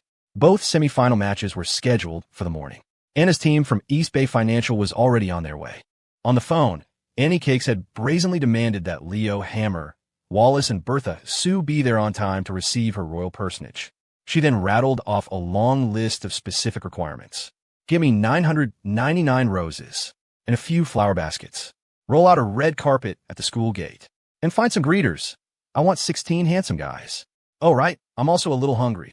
Have a feast ready for me. She spouted one ridiculous demand after another without batting an eye. Leo's face darkened. Are you dreaming? The most you're getting is a grilled noodle wrap from Food Cart. Take it or leave it. Annie Cakes immediately started feigning grievance. Sister-in-law, your piggy Leo is bullying me. Claire, who had increasingly adopted the demeanor of a protective big sister-in-law, felt a pang of sympathy. After a moment's thought, Bertha Sue kindly offered, well, I could make you something myself at home. I'll bring it over to you later. The other end of the line went dead silent for 3 seconds. Then Leo could distinctly hear a gulp, as if Annie Cakes had just swallowed with great difficulty. Finally, in a trembling voice that was struggling to sound calm, she said, actually, let's not go to all that trouble. Come to think of it, a grilled noodle wrap sounds great. Really great. The whole royal reception thing was just Anna being dramatic. Once she and her debate team arrived, they had to go to the tournament venue to check in. Their semifinal match was the second one of the morning, so they still had some time. To be fully prepared, they needed to use every last spare moment to practice. I'll come say hi after we check in. Don't forget my grilled noodle wrap. With that, Anna hung up. Leo and Claire looked at each other and couldn't help but smile. In front of them, Annie Cakes was still the same loud, flamboyant character. Little did they know, at that very moment, on the bus heading to Berkeley, the atmosphere inside the East Bay Financial team's vehicle was so quiet you could hear a pin drop. The debaters, the faculty advisor, and the crowd of East Bay students who had come along for moral support were all frozen solid, staring dumbfounded at the radiant girl sitting by the window in the back row. They couldn't help but recall the boisterous, demanding way their campus goddess of 3 years had been acting on the phone just moments ago. It made them question their own eyes and ears. Wait a minute, was that really the East Bay goddess they all knew? The same Anna who was always so elegant and graceful on campus, whose gentle smile kept everyone at a respectful distance. As if sensing the shocked stares from all around her, Anna put away her phone and met their gazes, effortlessly switching back to her usual demeanor. She smiled faintly, elegant and composed. What is it? Is there something on my face? That enchanting smile made every boy in the bus feel his heart skip a beat. They all hurriedly shook their heads and waved their hands. Nothing, nothing. They rubbed their eyes and looked again, just to be sure. The East Bay campus goddess was now gazing out the window, a faint, lovely smile on her lips as if she'd thought of something amusing. The bright spring sunlight streamed through the window, illuminating her stunningly beautiful profile. It was breathtakingly heart-stopping. The East Bay students on the bus were relieved. Okay, good. She's still the elegant, noble campus goddess we know and love. We must have imagined it. With Annie Cakes on her way, Leo and Claire headed to campus. They planned to split up and meet their respective roommates, who had all heard about the debate tournament and, having nothing better to do, wanted to join the fun. After dropping Claire off at her dorm, Leo turned to leave. He had just reached his own dorm building when he saw his roommates from 520 excitedly running down the stairs. Seeing Leo at the entrance, Marco Shaw waved enthusiastically. Leo, hurry up. Let's go. To the lecture hall in the second classroom building. The tournament is about to start. Dylan nodded vigorously beside him, his face flushed with excitement. Let's go see the pretty girls. For a simple debate semifinal, those two were more passionate than the actual contestants. On the way to the second classroom building, the 4 members of room 520 snacked on the date cakes provided by their dorm leader while engaging in a heated discussion about the 4 teams. Marco Shaw was a walking encyclopedia. Berkeley's team is 2 veterans and 2 rookies, a senior and a junior leading 2 freshmen. The senior's name is Lu Kai, supposedly an 8th dan debater in the city circuit, a top-tier master. The junior is the former it girl of our humanities department, Felicity Foam, a woman of both beauty and brains. East Bay Tech is nothing special, all guys I hear, but East Bay Foreign Language and East Bay Financial are a different story. That's where the beauties are. I heard the foreign language team is all girls this year, and each one is more gorgeous than the last, especially their 3rd speaker. She's supposedly the it girl of their language department. Her figure is insane. Leo didn't know whether to laugh or cry. His roommate Marco was something else. He never missed a single piece of intel related to beautiful women. He could probably make a career out of it. Leon and Dylan, however, were listening with rapt attention. What about East Bay Financial? They urged. How are they? That question got Marco even more fired up. East Bay Financial is on another level. Remember what I told you guys? They have a campus goddess who's held the top spot for 3 years straight. Her looks and aura can only be described as legendary. Her name is something like Anna. She's the second speaker on their team, their ace. In a little while, we'll be lucky enough to catch a glimpse of her in person. Work is killing me, but I'll still try for another chapter tonight. Please drop a comment and follow. The three brothers of room 520 were still daydreaming about getting a distant look at the legendary East Bay Financial Campus Goddess. Meanwhile, Leo had spotted a food cart selling grilled noodle wraps and had gone over to buy one. So, he didn't get the chance to casually mention to his roommates that they wouldn't have to look from a distance. When his stupid Amato arrived, they could get as close as they wanted. They could take pictures, get autographs, whatever they liked. Maybe I can charge an admission fee. When he came back with the noodle wrap, the trio was waiting for him. Seeing the food in his hand, they asked curiously, "Leo, you haven't eaten yet?" Leo shook his head and explained casually, "My sister's coming later. This is for her." His words left his three roommates stunned. "Your sister?" Leon asked, confused. "I didn't know you had a sister." But Marco's eyes lit up instantly, immediately focusing on the important details. How old is she? Is she legal? Is she pretty? Does she have a boyfriend? Before he could finish his barrage of questions, Marco was already gripping Leo's hands with fervent enthusiasm, shaking them vigorously. "Leo, my man, I'm not going to lie. From the very first day we moved in, I felt a special connection to you. It's a waste for us to just be roommates. We were destined to be family." Dylan eagerly chimed in. Me too, me too. "Leo, you have to help the poorest among us first." The two brothers from Gotham City launched into a passionate speech about the importance of keeping things within the family. The logic was sound, but when Leo looked at Dylan and Marco, then thought of his own little devil, Anna, he shook his head repeatedly. "No way. I can't do that to you guys. You two can't handle someone like Annie Cakes." This was genuine concern for his good friends. Marco was still thumping his chest, his voice full of passion. "What do you mean can't handle? Leo, you're underestimating me. I'm Marco Shaw of Berkeley. What kind of girl haven't I seen? With just a little effort, I can handle any girl." Dylan, however, had noticed a particular detail. "Annie Cakes? Why does your sister have a name like that?" So, Leo explained the origin of the nickname.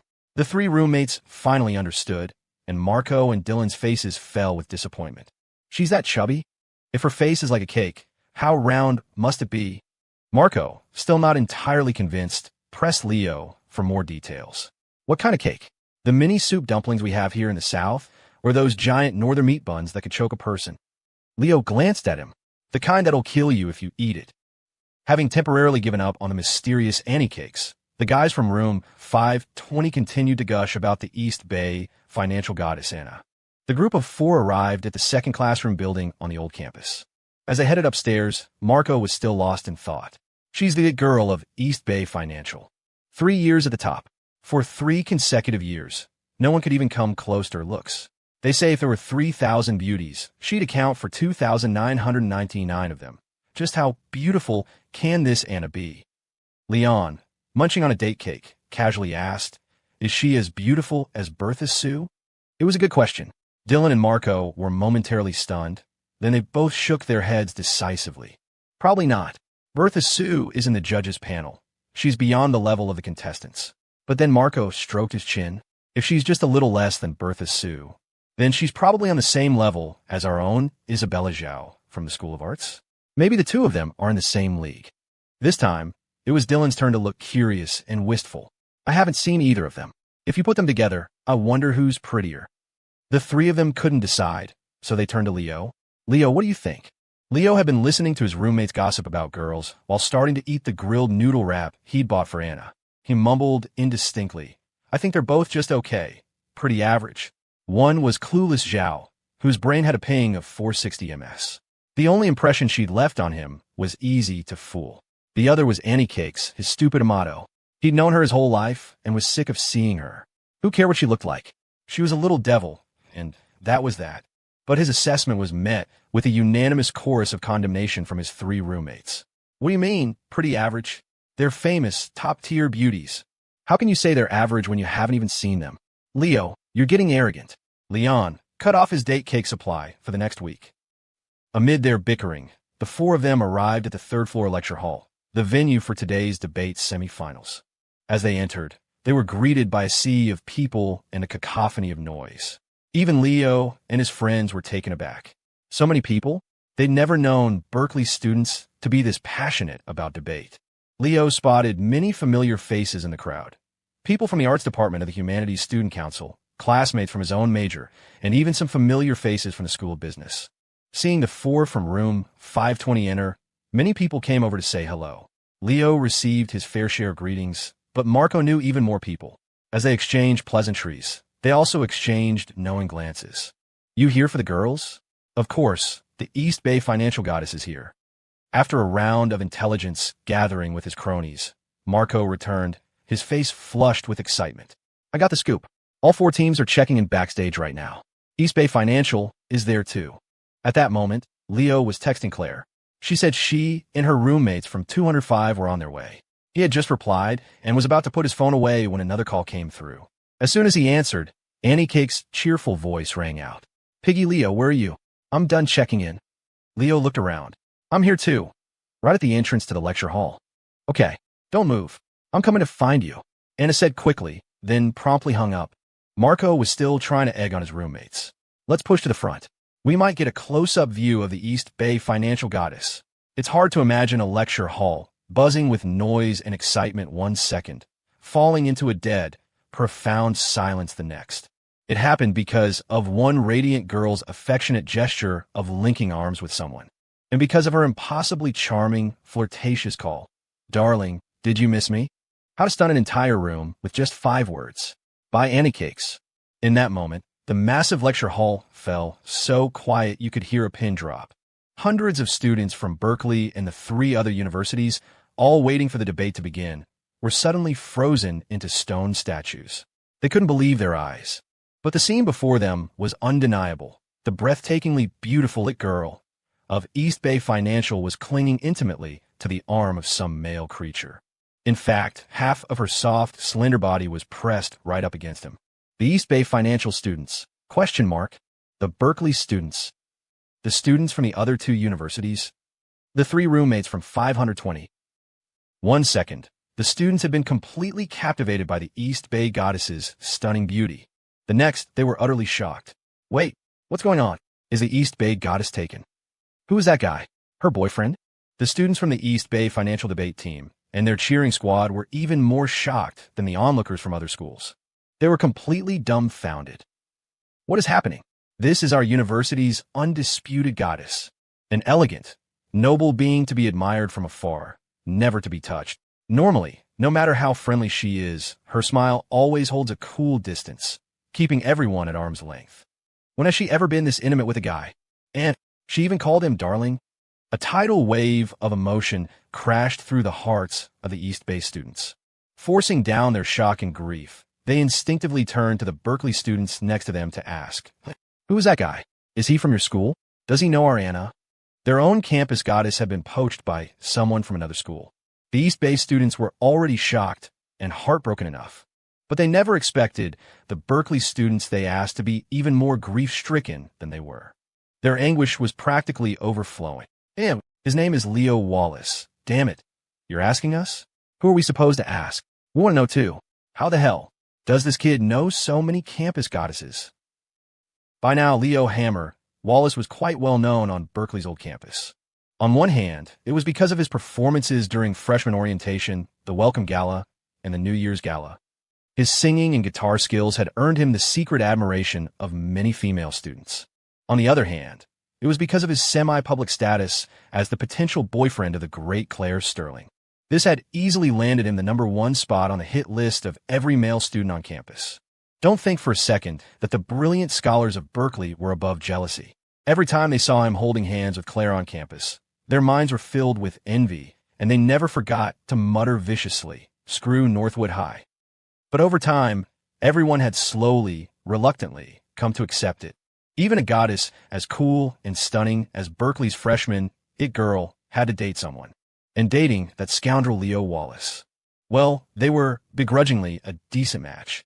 However, the Berkeley students never, ever imagined that this bastard, already blessed with a divine girlfriend like Claire Sterling, would now have the it girl from East Bay Financial acting so intimately with him too. Is there no justice in this world? If even strangers were this shocked, it was nothing compared to the reaction of the three people closest to him, his roommates from 520. Marco Shaw, Leon, and Dylan stared at the scene, their brains instantly short-circuiting.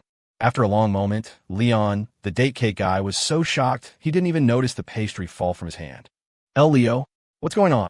Marco stared at Leo, his eyes wide. D, darling? Dylan's face turned beet red with shock. He furiously scribbled on his whiteboard and held it up for Leo to see. H? At that moment, Leo finally snapped out his own brief stupor and hurriedly tried to explain. Don't listen to her. She's my sister. Before he could finish, Annie Cakes cut him off. She snuggled even closer, rubbing against his arm, and said in a shy, coy voice, Don't get the wrong idea. I'm just his dear little sister. As she spoke, the stunningly beautiful campus goddess of East Bay Financial even seemed to blush. Leo, ? He looked at the little devil beside him, as if she were a monster. What the hell are you blushing for? But that one sentence successfully skewed the atmosphere again. Sister, dear little sister. One little word made a world of difference. Now everyone in the room was convinced of their ambiguous relationship, and their minds collectively broke once more. Many Berkeley students cried out in grief. Goddess Anna, don't be foolish. This guy has a girlfriend. Hearing this, Anna just blinked her innocent, sincere eyes. I know, he has a girlfriend, but that doesn't stop him from being my darling. The capable should do more work. It's perfectly reasonable for an outstanding boy to work a little harder to bring happiness to more girls, right? What the hell? The collective CPU of everyone in the room was about to overheat. How is that reasonable? Someone was on the verge of jumping up and slamming the table in a frenzy. But then, suddenly, something fell off. This kind of absurd, reasonable logic. Why does it feel so familiar? Then, a look of realization dawned on Anna's face. She smiled like a flower blooming and explained, This is a Northwood custom. It's how we do things where I'm from. The air went silent for a second. Then her words fell like a stone into a calm lake, creating a massive splash. Hey, Northwood, custom. For words that were infamous and despised by nearly every student on Berkeley's old campus. In an instant, all the Berkeley students had an epiphany. So that's it. This East Bay goddess is also from Northwood. The next second, a wave of rage shot through them. Their anger towards that small coastal town on the southeast coast nearly exploded. Are you kidding me? Even this is a Northwood custom? Screw Northwood customs. Just as the situation was about to spiral out of control, Annie Cakes seemed eager to stir up more trouble. And then a calm, pleasant voice drifted over. A Northwood custom, you say? Funny, I don't remember that one. Everyone froze, the voice vaguely familiar to the Berkeley students. As everyone turned to look, they saw the source. The great Claire Sterling herself had arrived and was now standing right in front of Annie Cakes. At that moment, Claire looked at her best friend and sister-in-law with a placid smile and said, Care to explain? For most of the students present, the sight of Anna gracefully walking through the parting crowd was enough to leave them breathless, stunned by her radiant beauty. Every smile from the East Bay girl could effortlessly make hearts flutter, and her elegant gestures were intoxicating. She had easily become the center of everyone's attention. However, when Claire appeared, seemingly out of nowhere, the coolly beautiful girl merely had to stand there, right in front of the East Bay goddess, and it was as if the entire atmosphere of the room was instantly and naturally hers. A moment ago, almost everyone in the lecture hall subconsciously felt that no matter how beautiful another girl was, she would pale in comparison to the East Bay it girl. But now, with the arrival of the great Claire Sterling, they were shocked into realizing that there were always higher mountains to climb. They thought the East Bay goddess was the pinnacle of human beauty. Who would have thought that there was a woman even more coolly transcendent, more breathtakingly magnificent, and cut above the rest? A wave of shock and awe rippled through the crowd. The students from East Bay Financial, East Bay Language, and East Bay Tech could hardly believe their eyes. Who was that? Her aura and looks seemed to even surpass Goddess Anna's. The Berkeley students, however, recognized Claire instantly and erupted in excited cheers. It's Goddess Sterling. Some of the quicker ones immediately put two and two together, understanding the situation. Then they sucked in a sharp breath, their eyes wide with nervous excitement. Holy crap. This is the legendary showdown. East Bay Financial, Anna. Berkeley, Claire Sterling. When the two impossibly beautiful young women stood face to face, one elegant and smiling, the other coolly stunning and magnificent, they easily commanded the entire lecture hall, becoming the absolute focus of all attention. At that moment, everyone held their breath, not daring to make a sound, with only one thought in their minds. It's over, it's over. They're going to fight.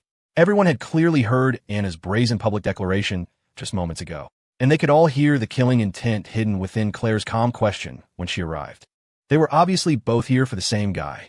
The worst part was that even now, the East Bay girl still hadn't let go of the man's arm, and right in front of his widely acknowledged official campus girlfriend. The hearts of every student in the audience were in their throats. Oh my God, this is so intense. Is someone going to die? They were both nervous and wildly excited. Goddess Sterling was clearly here to catch a cheater and settle scores. And this Goddess Anna didn't look like someone who would back down, provoking her right to her face. When these two goddesses clashed, wasn't it going to be a bloodbath? Who would be the winner in the end? However, just as everyone was holding their breath, their eyes wide so as not to miss a single detail, the unexpected happened. The great campus goddess of East Bay Financial, Anna, looked up at Claire's smiling face. Her expression changed in an instant, switching to a fawning, eager smile. Oh, hey, sister-in-law, you're here. Then, she immediately let go of Leo's arm, scurried over to Claire, and took her arm, shaking it enthusiastically. I was just kidding, sister-in-law. Just teasing this piggy Leo. The turn of events was so sudden it almost gave everyone whiplash. The entire audience was stunned into silence, their minds blank. Well, what the hell? Sister-in-law? Before anyone could process what was happening, a fair, slender hand shot out.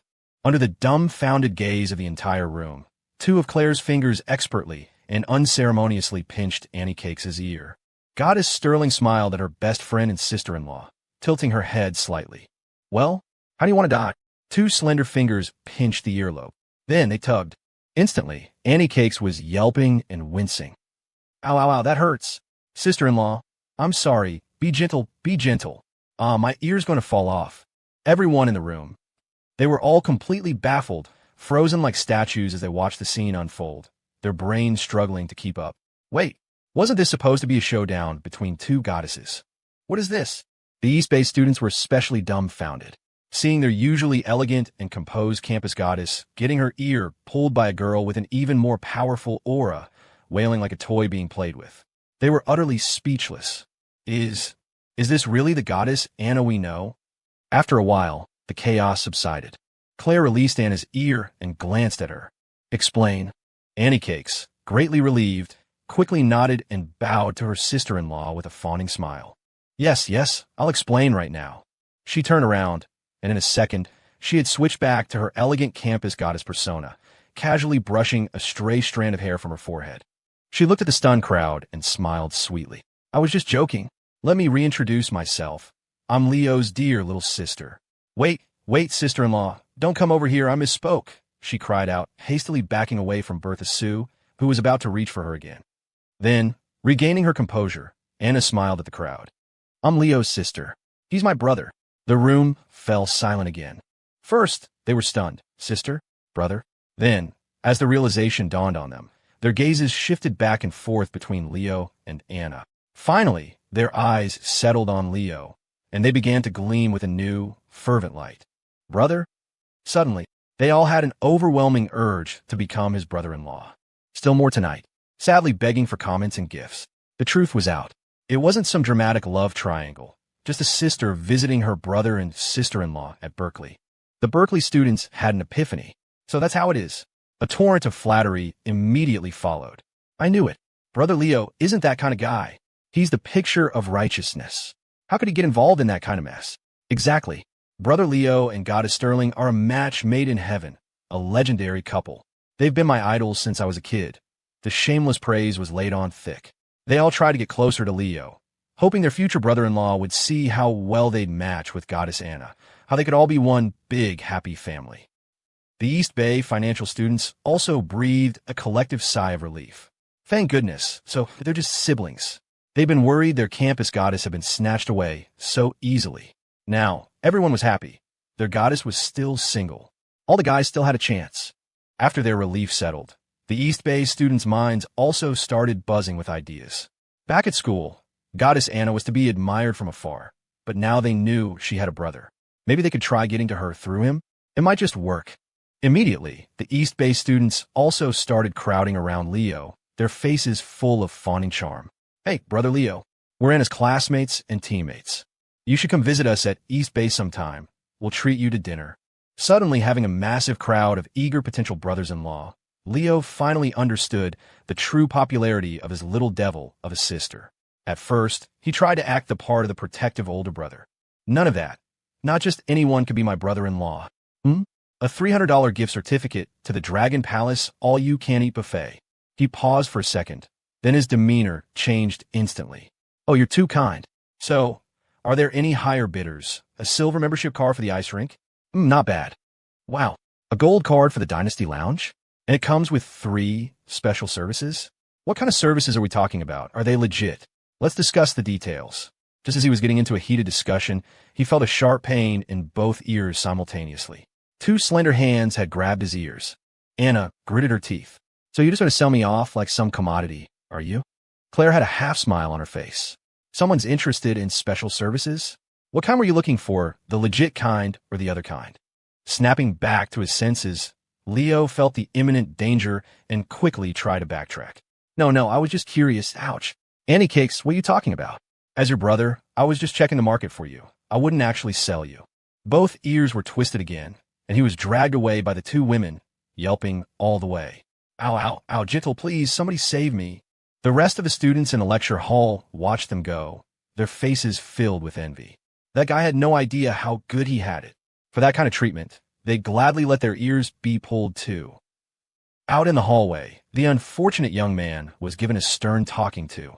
By the time Claire and Anna were satisfied and let go, Quinn Liu, Molly Tang, and Jade Jiang from room 205 came rushing over. Claire, why are you out here? Hurry, go watch the show. That East Bay girl is inside. We have to see how gorgeous she really is. They were chattering excitedly as they approached the trio.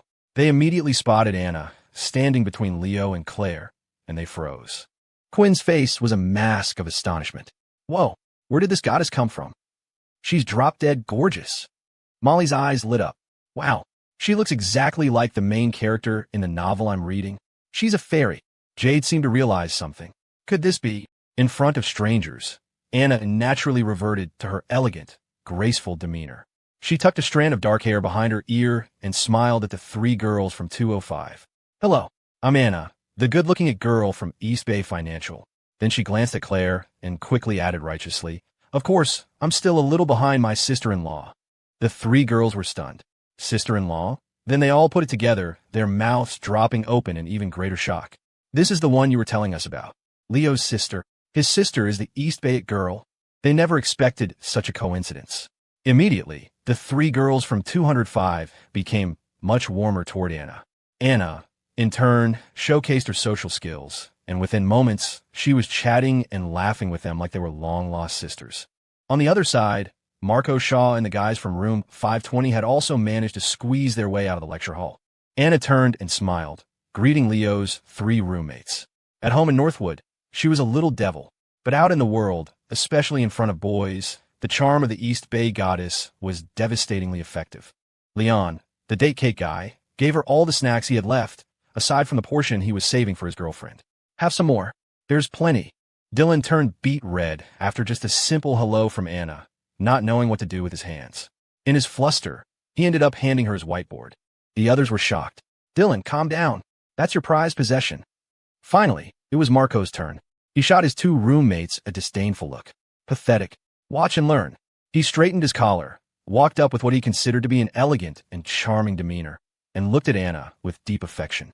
Anna, my dear, I have a heart that loves you. Will you accept it? Anna smiled sweetly. I'm sorry. I don't accept trash. Marco. Marco Shaw bravely charged forward. Marco Shaw returned, battered and bruised. Everyone else burst out laughing. Quinn was laughing so hard she could barely breathe, slapping Marco on the shoulder. Give it up, Marco. You're way out of your league. If you offered her that little heart of yours, she'd probably step on it like a bug. Ha ha. After all the commotion, the two dorms had officially met Anna and hit it off immediately. Leo casually added, just call her Annie Cakes. Anna is too formal. This earned him a furious glare. I told you not to call me that in public. By the way, where's my grilled noodle wrap? Hey, you pig, you ate my noodle wrap. Sister-in-law, your man is bullying me. She turned and complained indignantly. Claire patted her head comfortingly. It's okay. He was hungry. Let him eat. I found some of the cookies I made last time back in my dorm. You can have them. He doesn't get any. She then produced a small plastic bag from seemingly nowhere and held it out to Anna. Inside the bag was a familiar, colorful darkness. The pitch-black little cookies clattered against each other, making a metallic sound. Anna, she swallowed hard. Annie Cakes struggled to keep her composure as she turned to Leo. Brother, I think I'll just have what's left of your noodle wrap. 3 chapters today, begging for comments and gifts. Faced with her beautiful sister-in-law's exquisitely handmade cookies, Annie Cakes expressed her solemn praise and sincere gratitude for her culinary skills. She also conveyed her infinite regret and disappointment at having to reluctantly miss out on this opportunity due to her recently developed sudden cookie allergy. If the campus doctor hadn't told me I'd have a fatal allergic reaction to cookies, I would have absolutely taken a bite of your masterpieces, sister-in-law, even if it meant breaking out in hives all over my body. Anna declared, her tone firm and resolute, as if she were ready to sacrifice everything for her sister-in-law. Claire was very moved. Besides Mrs. Feng and Mr. Chin, this was the third person to show such sincere appreciation for her cooking. The girl thought for a moment, then rummaged through her bag. Under Annie Cakes' stunned gaze, she pulled out another plastic bag. If it's just a cookie allergy. I also made some toast. As she spoke, Bertha Sue took out 2 seemingly ordinary slices of bread from the bag. She tapped them together. A familiar metallic, clanging sound echoed. Then, she smiled apologetically at her frozen-in-stone sister-in-law and explained, back in Northwood, when we went to the bakery, your mom taught me a few things. She said I had a talent for it, but she also said she didn't want me to work too hard, so I shouldn't just make things for anyone. You're the first person to try this. Anna, she turned to her brother in despair. What on earth did your mom teach my sister-in-law? Leo struggled to remain calm, his eyes conveying the message. Don't ask me. I'm at the bottom of the food chain in my own house. Anna grew even more desperate. Save me, save me. The young man nonchalantly turned his head and stared at the sky. Ah, the sun is so sunny today. In the end, the unexpected savior was Marco Shaw. Both dorms had witnessed Bertha Sue's culinary skills before.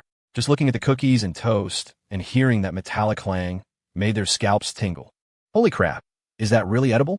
Wouldn't it be simpler to just pronounce the time of death instead of calling an ambulance? But just as disaster was about to strike Annie Cakes, a determined voice rang out. Let me eat it. Everyone turned to look in shock. There stood Marco, his face a mask of steely resolve. Bertha Sue, I'm hungry. I love toast.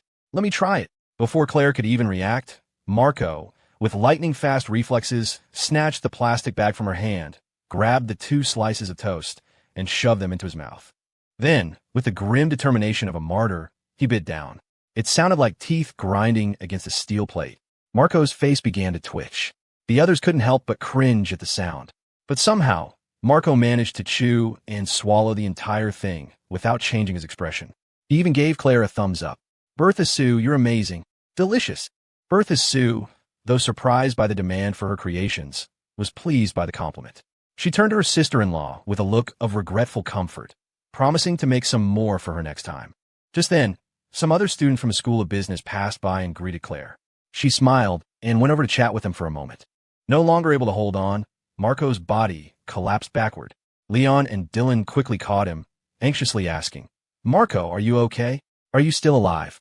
Marco lay limply in his roommate's arms, his face a picture of misery. It felt like I was eating a pile of steel plates. The girls from room 205 were deeply moved. A hero saving the damsel in distress. Marco, you're incredible. Even Anna felt a little grateful and guilty. She leaned in to check on him. Thanks. Marco weakly lifted his head and looked at Anna with deep affection. So, can you accept my heart now? Annie Cakes replied with an apologetic but firm, no. Then she added, but there are a lot of pretty girls at East Bay Financial. I can introduce you to some later. In an instant, Marco was completely re-energized. He shot up with a perfect kip-up. Deal! Anna had just come out to say hi to Leo and Claire, and in the process, she'd met everyone from room 205 and 520. Then, with a grilled noodle wrap that Leo had taken a few bites of, she bid them a hasty farewell. East Bay's semifinal match was the second one, but the team needed to use the time to run through a few more mock debates as a final preparation. Before she left, Anna looked at Leo and Claire, full of confidence. Wait and see my performance. Remember to cheer for me. She then turned and left with a flourish. Leo, Claire, and their friend from the two dorms re-entered the lecture hall. By now, the first semifinal match of the Golden State Invitational was about to begin. University of California, Berkeley versus East Bay Foreign Language University. Marco had already provided the intel on Berkeley's team, 2 veterans and 2 rookies. The 2 freshmen weren't particularly noteworthy, but the senior, Lu Kai, was the team captain and a formidable debater. And then there was the junior, Felicity Fong, the former it girl of the humanities department, a woman of both talent and beauty. Playing on their home turf, the Berkeley team was met with a thunderous round of applause as they took the stage. Many of the male students were even shouting at the top of their lungs, "Felicity, we love you!" and "Go, Felicity, go!"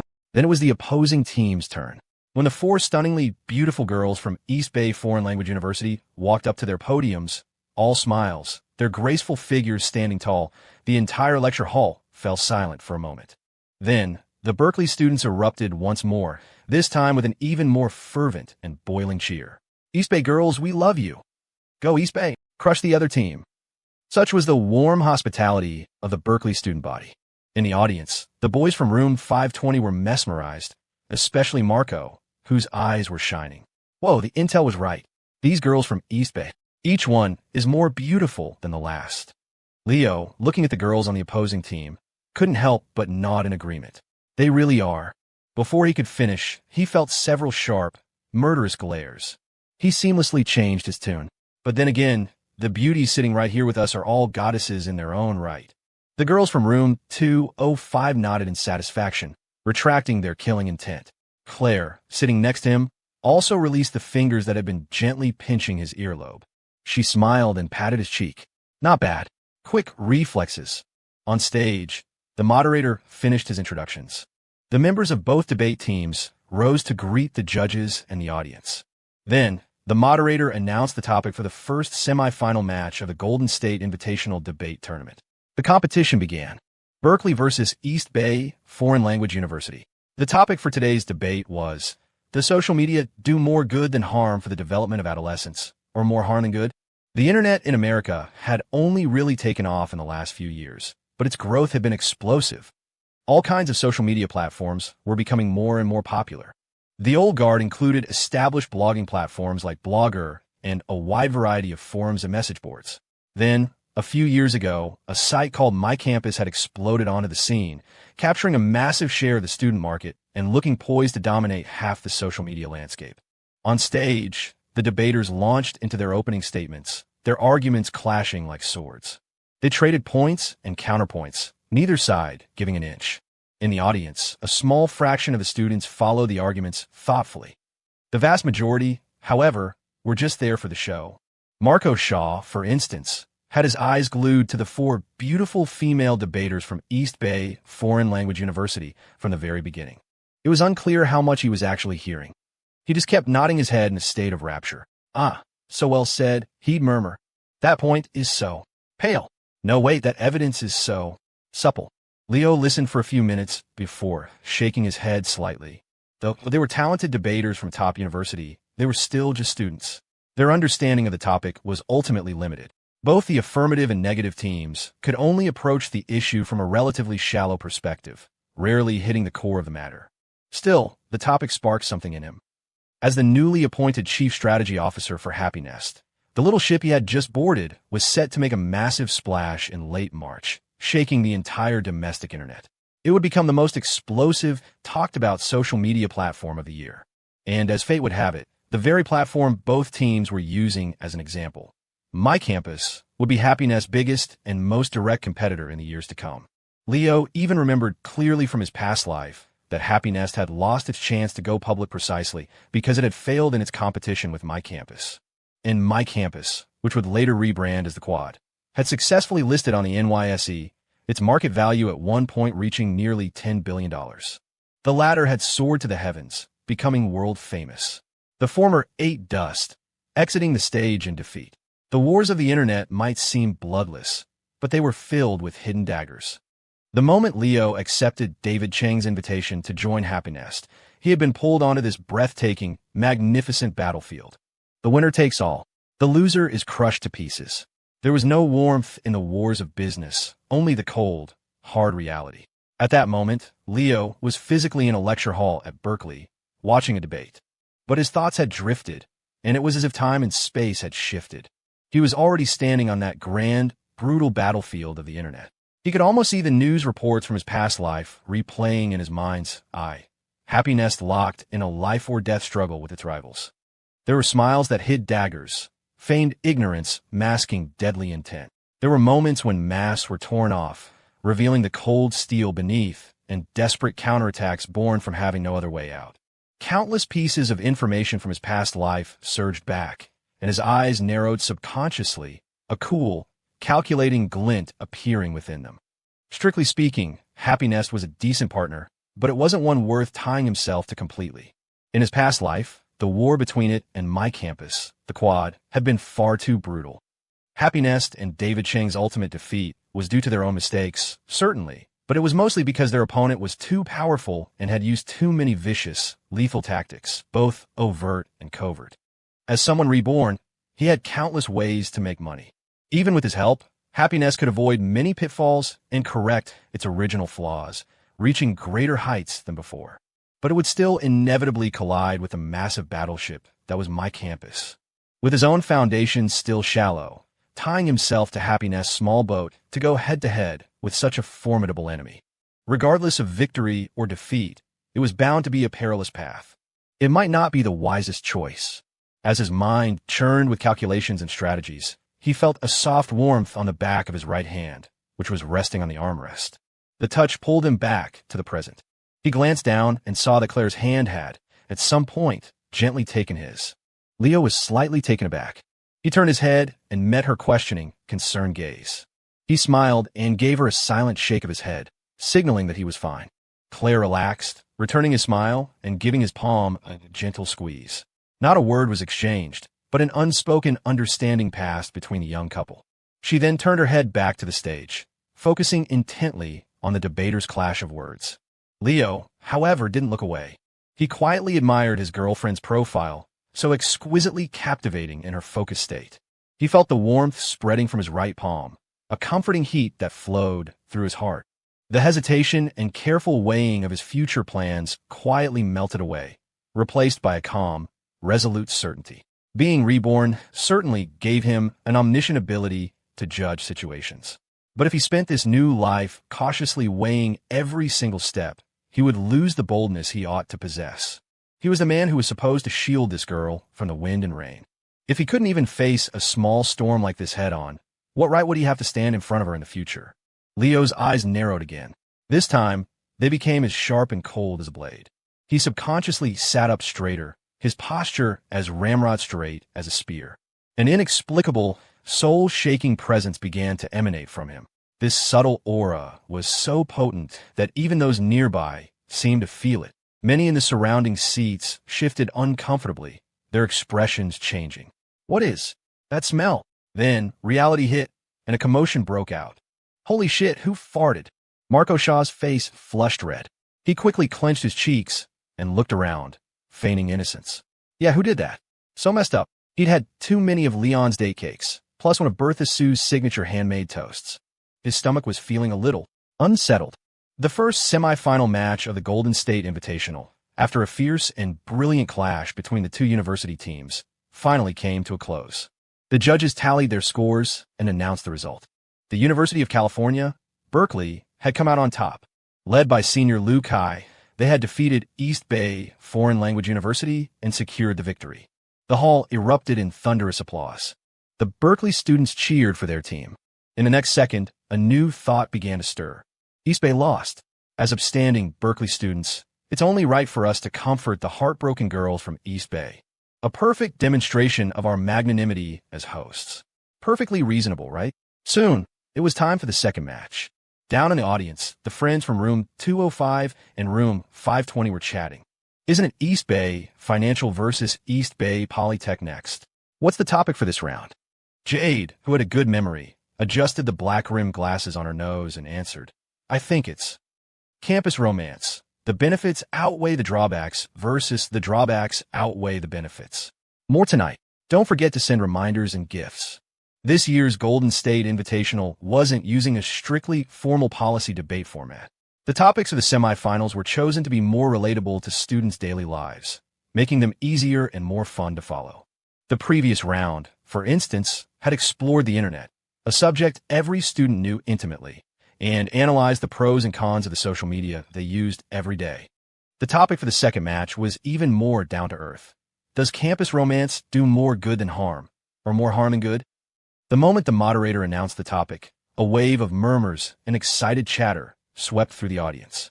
Many students who had been dozing off during the last round were now wide awake. Holy shit. Now, this is an interesting topic. Talking about dating? We're definitely not sleepy for this. Immediately, students started shouting from their seats with mischievous grins. More good than harm. It's got to be more good than harm. Their calls were met with a wave of laughter and agreement. In the front rows, the friends from room 205 and room 520 were also intrigued. Damn, the organizers have some good ideas. This is some deep stuff. Marco slapped his thigh. What's there even to debate? He declared. Just announce the affirmative side as the winner and call it a day. Dating is obviously more good than harm. Beside him, Quinn shot him a withering look. You've been single all semester without a single serious relationship. What right do you have to talk, she scoffed. You're just a player who hits on every girl you see. You're not qualified to talk about love. Marco struck a righteous pose. I'm sincere with every girl. Every date is like a short-term romance to me. His roommates could take no more. They swarmed him in a mock beatdown. Bullshit, player. Nearby, Molly happily ate a piece of date cake fed to her by her boyfriend, offering her own innocent opinion. The affirmative side definitely has the advantage with a topic like this, right? Campus romance is so wonderful. Anyone who argues for the negative, that the drawbacks outweigh the benefits, must just be a single loser who can't find a date. Jade chuckled beside her and explained, the sides are chosen by a random draw. Whichever side you get, you have to argue for it. She paused, then added her own objective analysis. And with a topic like this, the affirmative isn't necessarily easier to argue than the negative. Leo, who was listening, nodded in agreement. He casually grabbed some date cake from Leon and fed it to Claire, while chiming in, the idea that the benefits outweigh the drawbacks is more emotionally appealing. But in a debate, you need logic and evidence. If you're just talking about reason and proof, the negative side, drawbacks outweighing benefits, is actually easier to demonstrate. The affirmative side relies more on emotional appeal, which is actually harder to pull off. His analysis made everyone nod. Quinn looked a little worried. So, you think Anna's team can win? Leo's lip twitched. She's a single Annie Cakes who's never been in a relationship in her life. What does she know about the pros and cons of campus romance? She's probably just using her imagination. While the two groups of friends were chatting, the debaters for the second match were already taking the stage and settling into their seats. The team from East Bay Polytechnic was composed of 4 engineering students. The moment they stood at their podiums, they radiated the bitter, resentful aura of the chronically single, perfectly matching their side of the argument. On the other side, the team from East Bay Financial University was a lineup of 2 men and 2 women. The first speaker was a pretty girl with delicate features, dressed in a tasteful and elegant outfit. The moment she appeared, the audience erupted in cheers. The crowd's support, it seemed, was shamelessly dictated by attractiveness. But when the third speaker, Anna, gracefully rose and introduced herself with a beaming smile, the entire lecture hall exploded. Countless students shot to their feet, their arms raised, roaring their support. Go, Anna. We're your biggest fans. A few Berkeley students looked on with disdain. Pathetic. You see one pretty girl, and you abandon all your principles. Where's our Berkeley pride? Where is our dignity? And where can I get Anna's phone number? Some students, sitting near Leo, took a more direct approach. They leaned over secretively, whispering to him, Leo, my man, ignore those guys. Where were we in our negotiations? An all-you-can-eat buffet gift certificate. I'll add another one. The bargaining was getting heated. Claire, sitting beside Leo, finally had enough. She leaned forward. "Are you really selling out Annie cakes?" she asked. "That's my dear sister-in-law." The Berkeley students, intimidated by Claire's frosty aura, fell silent. Leo felt a pang of shame and was about to apologize. But in the next second, he saw his girlfriend raise an eyebrow. Her expression calm as she said, "So, this offer isn't nearly enough. You have to add more." "Leo, question mark." The Berkeley students. A moment later, they snapped out of it, their faces lighting up as they eagerly raised their bids. "We can negotiate. Anything is negotiable. I'll add $500. Just give us her contact info." While the couple was busy selling out their sister-in-law, the debate on stage had already begun. The first speakers from both sides delivered their opening statements. Then came the cross-examination phase, where they took turns questioning an opponent of their choice. When it was Anna's turn, the male debater from East Bay Polytech who stood up didn't even dare to look at her, completely stunned by her dazzling beauty. His answers were stammered and incoherent. Finally, Anna, with a gentle smile, asked him, "Campus romance is a wonderful thing, isn't it? My dear opponent, you're still single, right? If you met a beautiful girl on campus, wouldn't your heart skip a beat?" The question completely fried the guy's brain. Staring at Anna's radiant, flower-like smile, he was utterly captivated. Why, yes, it definitely would. His three teammates were horrified. Objection, judges. The other side is using underhanded tactics. This is a honey trap. During the free debate segment, the East Bay Polytech team regrouped, re-emphasizing their main point. Campus romance might be sweet in college, but we're not just talking about college today. If we're talking about high school, that's puppy love. A high school student's most important task is to study. If they get into a relationship, it will only distract them and hold both of them back. Therefore, the drawbacks absolutely outweigh the benefits. The debater's voice was firm and resolute. Then, from the East Bay financial team's side, Anna stood up, a calm smile on her face. "My dear opponent, your view is too extreme and one-sided. Even high school romance isn't always the extreme case you're describing." She paused for a moment, her gaze sweeping casually over the audience below before a slight smile played on her lips. "Speaking of which, I happen to know a couple. They were as thick as thieves in high school, and it didn't affect their studies at all." In the audience, a certain handsome young man, who had been enthusiastically negotiating, suddenly froze. He looked up, a flicker of doubt in his eyes. "Why does that sound weirdly familiar?" Third update, asking for reminders and gifts. Like brother, like sister. Down below, Leo Hammer, Wallace, and Bertha Sue were selling out his sister. Up on stage, Annie Cakes was using her brother and sister-in-law as ready-made debate material. Who care about family bonds? Practicality was everything. Who says a high school relationship will negatively impact academics and progress? Anna asked, her voice elegant and confident. The couple I know suddenly became inseparable 2 months before their final exams. They ate together, went to the convenience store together, watched the stars from the school roof, and took the bus home together. She spoke with poise, rattling off details of certain couples' high school history as if she had memorized them, her examples flowing effortlessly. Down in the audience, Leo felt more and more uneasy. He turned to Claire. "Wait a minute. This sounds way too familiar. Is she talking about us?" Claire stared straight ahead, her voice perfectly composed. "Of course not. We weren't dating in high school." On stage, Anna smiled at the East Bay Polytech debaters and continued. "And what was the result? That certain pig-headed, my male friend, saw his grades shoot up from the bottom of the class to number 1 in the year in just 2 months. He was the salutatorian, and my my female friend, ended up as the valedictorian. They both got into Berkeley." Her summary was delivered with a resounding finality. Down in the audience, Leo's face was dark with indignation. "She's totally talking about us. Annie Cakes is slandering us. When were we ever dating in high school? We were just in a perfectly reasonable desk-mate relationship." Claire patted his hand comfortingly, her expression unchanging. "Exactly. So she can't possibly be talking about us. It's just a coincidence." While the couple colluded below, the debaters from East Bay Polytech on stage quickly mounted a counterattack. Even if such a thing happened, the example our opponent gives can only be considered an isolated case. Furthermore, if we were to allow and condone this kind of high school romance, the existence of one such couple would actually have a worse influence on other, ordinary students who don't have the same level of willpower and self-control. You might be happy in your relationship, but what if others follow your example and end up failing both academically and romantically. Their argument was also well-reasoned, but Anna was clearly prepared. She rose gracefully, a gentle smile on her face. My dear opponents, don't be so hasty. When I say campus romance has its benefits, I'm not suggesting everyone should rush into a relationship. It's simply natural for people who genuinely like each other to be together.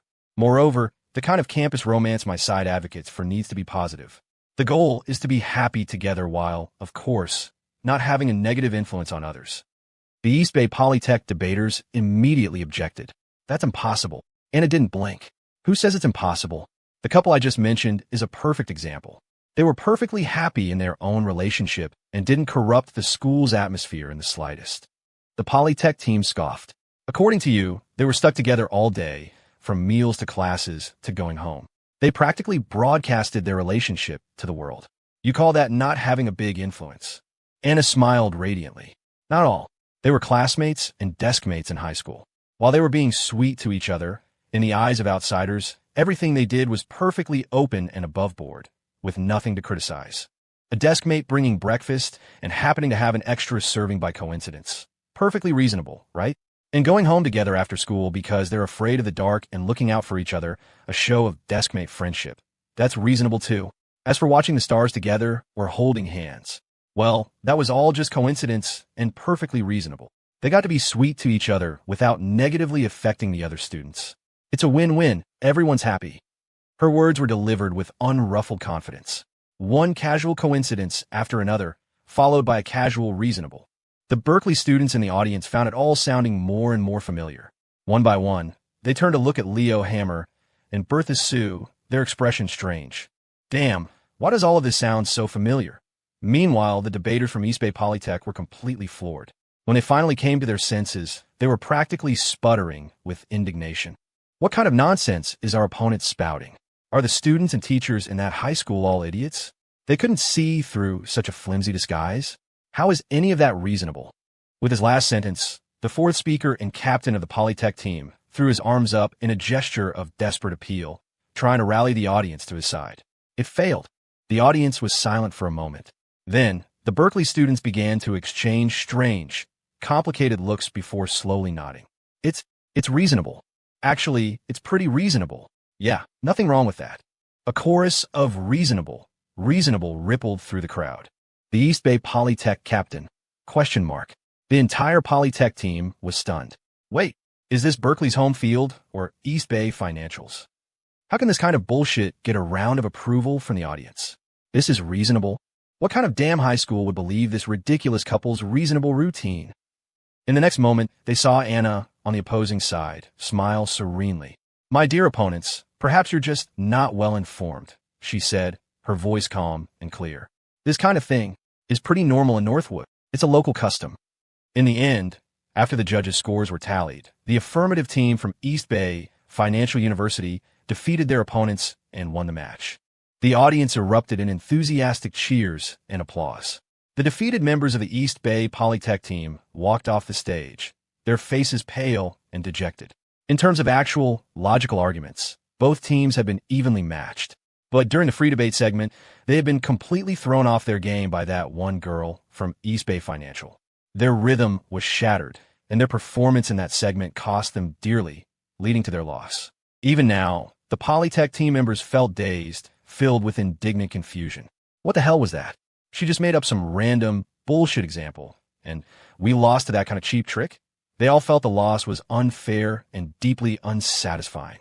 As they were leaving, some Berkeley students walked by and sympathetically patted them on the shoulder. You guys did great. It's no shame to lose like that. Who could have expected them to pull out a trump card like the Northwood custom and the reasonable defense?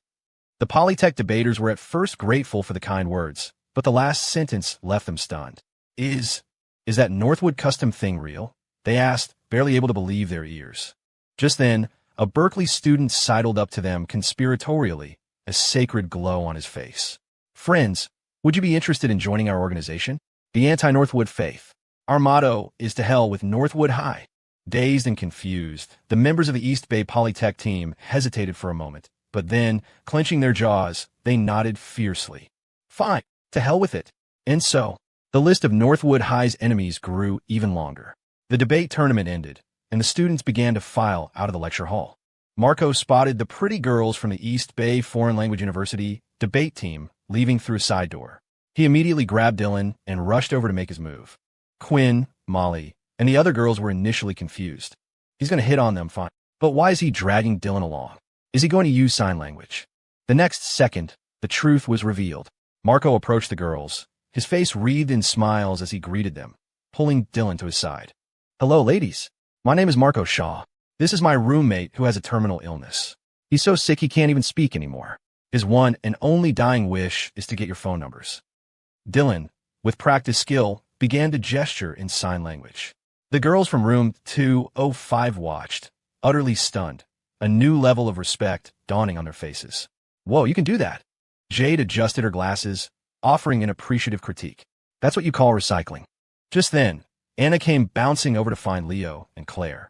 The moment she saw them, she was practically bursting with excitement.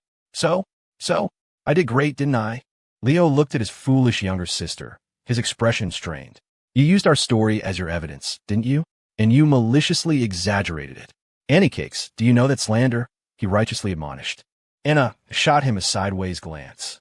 And I suppose a certain someone in the audience was having a grand old time trading my contact info with other people.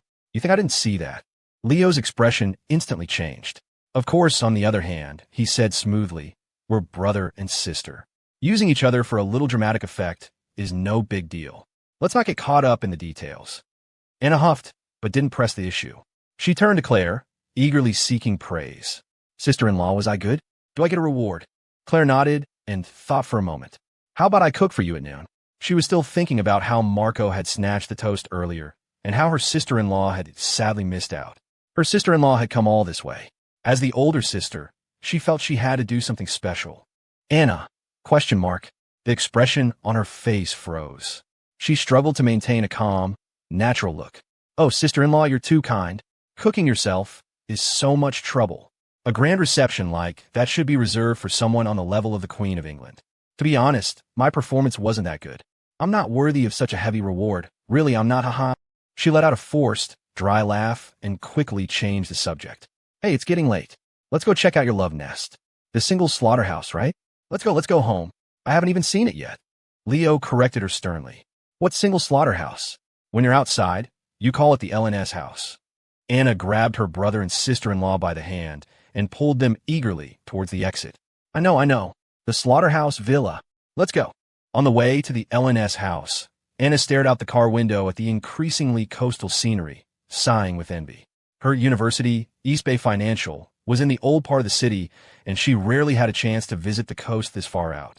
Seeing it now, she couldn't help but mutter that she'd wasted her 2.5 years in the city. When they arrived and entered the front yard of the LNS house, Anna was stunned once again. This is the slaughterhouse villa. She walked through the house, marveling at everything. Wow, this yard. Wow, this living room. Wow, this fireplace.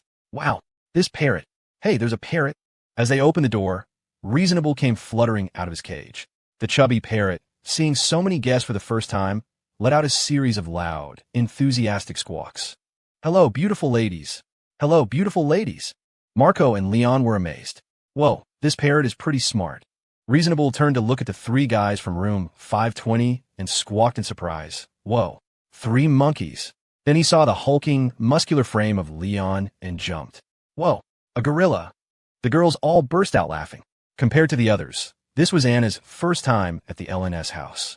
She excitedly grabbed Claire and had her sister-in-law give her a grand tour. Leo greeted everyone and then went straight into the kitchen to start cooking. The others were already familiar with the place.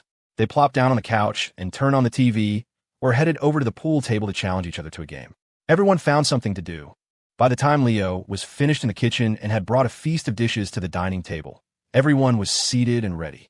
They clasped their hands together and recited their customary chant, "Praise be to Chef Leo," before digging in. During the meal, Anna was still filled with envy. This is the life of the gods, she sighed. No, even the gods wouldn't trade this life for theirs. She turned to Claire, her eyes wide with hope. Sister-in-law, seriously, don't be so rigid about gender. What do you say you dump that pig-headed Leo and live with me instead? Anything he can do, I can do. Molly's eyes lit up. Wow, A lesbian romance plotline? Is this something I'm allowed to ship?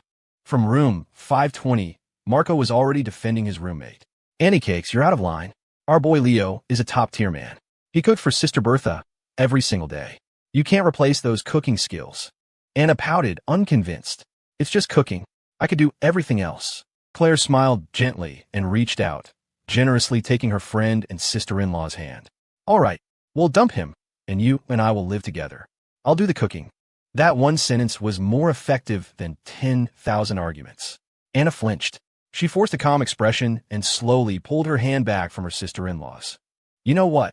On second thought, I think you two should stay together. I'm actually fine being single.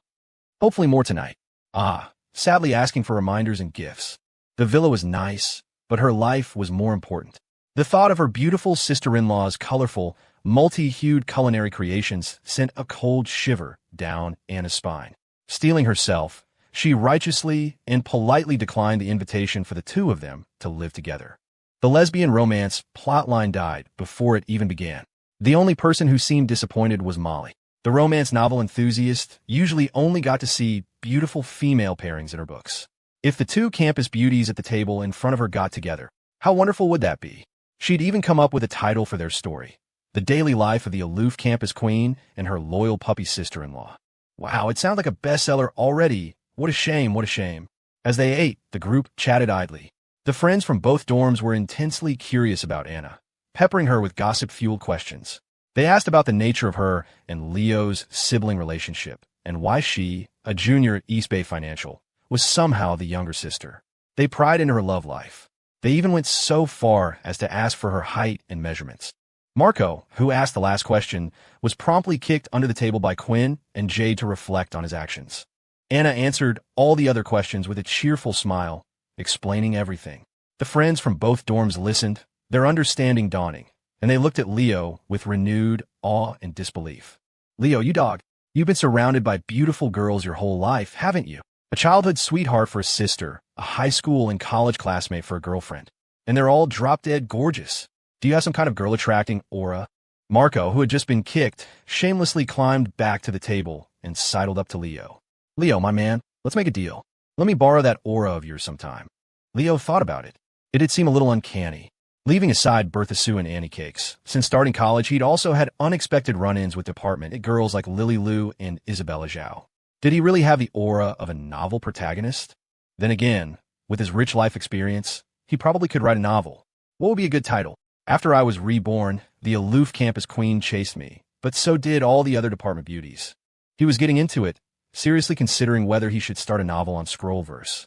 Then he suddenly felt the air beside him grow cold. He snapped back to reality and saw his girlfriend's slightly narrowed eyes and a smile that wasn't quite a smile. What are you thinking about? Leo instantly became the picture of righteousness. Nothing. What stupid aura? It doesn't exist. My aura only needs to attract one person, and that's enough. He quickly and eagerly placed a piece of food in his girlfriend's bowl. Here, try this. I made these braised chicken wings especially for you. Behold, the survival instincts of a mature boyfriend. After lunch, the afternoon sun was bright and the temperature was perfect. The girls decided they wanted to go for a walk on the beach and take some pictures. They asked the guys from room 520 for their opinion. But Leo had already made plans to discuss the browser game's design outline with the author, Potato, so he needed to spend the afternoon refining the proposal. He didn't have much free time. As for the other three from room 520, the date cake guy, Leon, was unwaveringly loyal. He immediately followed his girlfriend's lead, grabbing a camera and a small bag of date cake snacks, ready to go. Marco and Dylan, however, weren't interested. Boys, in general, weren't that enthusiastic about scenery and photo shoots. They were full and getting sleepy.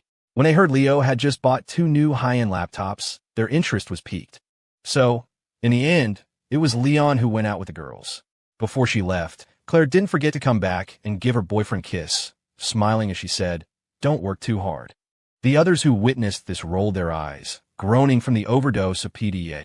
"Stop it, please, just stop. We can't take any more." The group split up. Leo, Dylan, and Marco were the only ones left in the LNS house. Leo went into the study, and the 2 Gotham brothers followed, eager to check out the new computers. When they saw the 2 brand-new, high-end laptops on the desk, Marco and Dylan's eyes lit up. They pounced on them, admiring them lovingly. "Whoa, These just came out this year, right? I remember they're crazy expensive. Leo, you really know how to spend money. Leo sat down and replied casually, they're pretty expensive. Claire paid for them. His words stunned the two brothers once again. They stood there, speechless, looking from the laptops to Leo, their faces a mask of utter despair. Damn it. Dylan, let's go. We can't stay in this house anymore. They turned and stormed out in a huff. This single slaughterhouse. Every time they came, they were abused. The PDA just kept getting more creative. With Dylan and Marco gone, Leo was finally alone in the study. He pulled his laptop over, turned it on, and, out of habit, logged into his IM account. He glanced at his buddy list. Potato, the author of Battle Through the Heavens, had a gray icon. He was either invisible or offline. Leo sent him a quick message. Then he closed the chat window and opened another one for a user named Isabella Dazed. They had exchanged phone numbers a while back and added each other on AIM for work communication, or more accurately, so Leo could remotely assign tasks to his number one workhorse. He opened the chat and typed out a familiar message. How's the progress? Her icon was gray, but she was just invisible. A reply came back almost instantly. I'm drawing. Don't rush me. It was accompanied by an angry, red-faced emoji. Leo couldn't help but chuckle. He had just given her the assignment a couple of days ago. The detailed task list he'd sent over had completely stunned the department's girl. It took her a long time to reply, with a string of question marks. The workload was ridiculously huge, and to top it off, he had added a note at the end of the document. It would be best if you could get a first batch of drafts done within half a month. A few dozen should be fine. That one casual sentence had almost sent Isabella into a state of shock. A few dozen? Why don't you just ask for my life? Third update. Daily request for reminders and gifts. Honestly, at the very beginning, Isabella Zhao had been suspicious of her new boss. He had painted a grand picture for her, his words filled with righteous conviction. But this trickster had fooled her many times before. Who knew which of his words were true? In their 2 meetings, he had slammed her with 3 solid shoulder throws. She had been thoroughly outmaneuvered and still only knew his name was Kevin Zhao. What if he was just using this job as another ploy? Isabella had seen plenty of guys at school who approached her with high-minded excuses but were actually driven by ulterior motives. In the end, they were all after her looks and her title as the department's it girl. Isabella wasn't overly vain, but she was aware of the devastating effect her appearance had on most guys. So, naturally, she had come to a conclusion. Could this Kevin Zhao be using the pretense of hiring her to draw for him as a way to get close to her and pursue her? However, that suspicion and worry completely vanished the day he sent her that task list, because there was no way in hell someone would give a girl this much work if they were trying to date her. The moment she saw the task list, Isabella was stunned. She read it over and over, confirming that it wasn't a mistake. He really did expect her to finish a third of it in 2 weeks, and to have all the drafts done and possibly even finalized within 2 months. It was enough to leave Ms. Dazed, utterly dazed for a full 3 minutes. When she tried to protest, the handsome jerk had casually replied, a salary of $1,800 a week isn't for nothing, you know? The words stuck in her throat. So, for the past 2 days, the department's girl hadn't had a moment to rest. She was working against the clock, sweating profusely. She barely had time to sleep at night. And even then, her cruel, heartless boss would send messages from time to time to check on her progress. It made Isabella grind her teeth in frustration, but she could only swallow her grievances and carry on. Now, there was no doubt in her mind. This guy wasn't some suitor with ulterior motives. No, this guy wasn't even human. He was a super explosive, invincible, evil, cold-blooded capitalist. As she tearfully worked on her drawings, Isabella gnashed her teeth and cursed him in her heart. Kevin, Zhao, I'll remember this. I will get my revenge. In the study at the LNS house, Leo had no idea what his newly appointed one and only employee was plotting. He knew the workload he had assigned was heavy, but it wasn't impossible. Treating a lady with tenderness, in his normal life, he would always be a gentleman. But when it came to work, all of that was off the table. Leo Wallace only cared about ability. A weekly salary of $1,800 during trial period was no small sum. Although he had been the one to invite her, Isabella Zhao needed to prove with her actions that she was worth it. Besides, if she proved her skills and competence, that salary was just an appetizer. Not only would she get a raise, but when the browser game launched, he, as the boss, would not be stingy with bonuses and profit sharing. Then again, Isabella was pretty easy to fool. Maybe he wouldn't even need to offer huge bonuses. A raise of a few thousand a month might be enough to make her ecstatic. What? Tricking and bullying a young woman? Don't be ridiculous. He, the great Leo Hammer, wasn't some heartless capitalist. The bonus distribution was handled by Kevin Zhao. What did that have to do with Leo Wallace? After briefly checking in on the progress of his one-person art team, Leo refocused his attention on the game's design document, further refining the details and fleshing out the various settings. Just then, his AIM buddy list lit up. Potato's icon went from gray to green, and a message came through. I'm here. A smile spread across Leo's face. Another target for his schemes was online. Time to get back to work. He immediately sent his newly revised design outline to the author of Battle Through the Heavens. On the other end of the chat, Potato read through it carefully. His first reaction was a string of massive exclamation points. Then came a flood of amazed remarks. Dude, are you sure we don't share a brain? A lot of these settings are things I just came up with while sitting on the toilet the last couple of days. And you've already got them typed up in the outline? This is incredible. On his end, Leo remained perfectly calm and typed back without batting an eye. We're soulmates. It's perfectly reasonable for soulmates to have a little telepathy. Potato completely bought it. You're right, dude. Reasonable. Totally reasonable.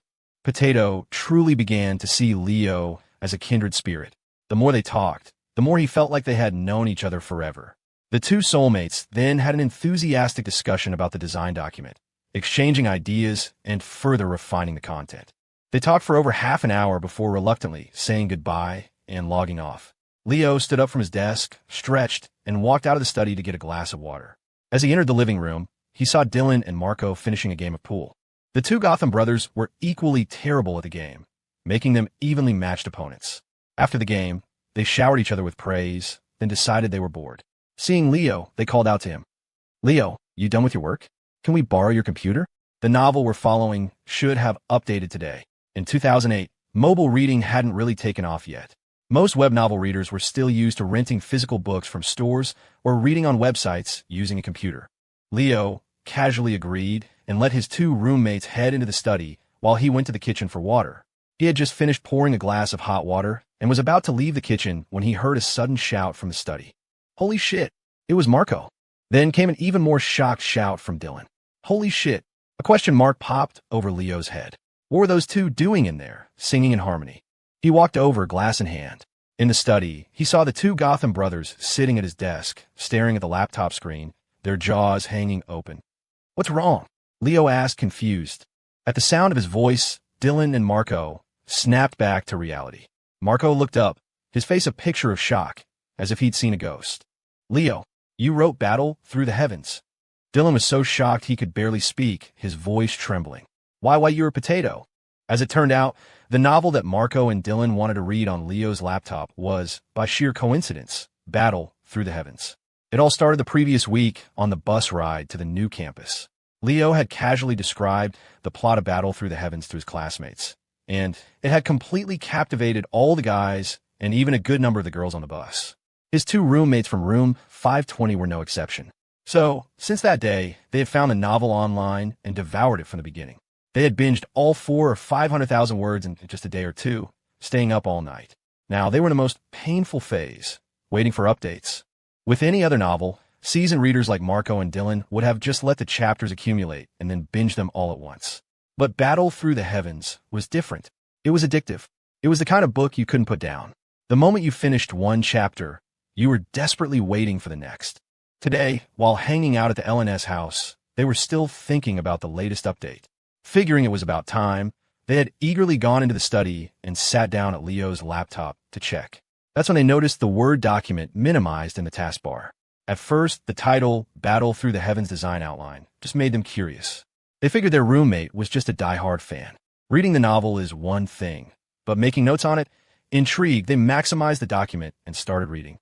As they read, their eyes grew wider and wider until they were practically bulging out of their sockets.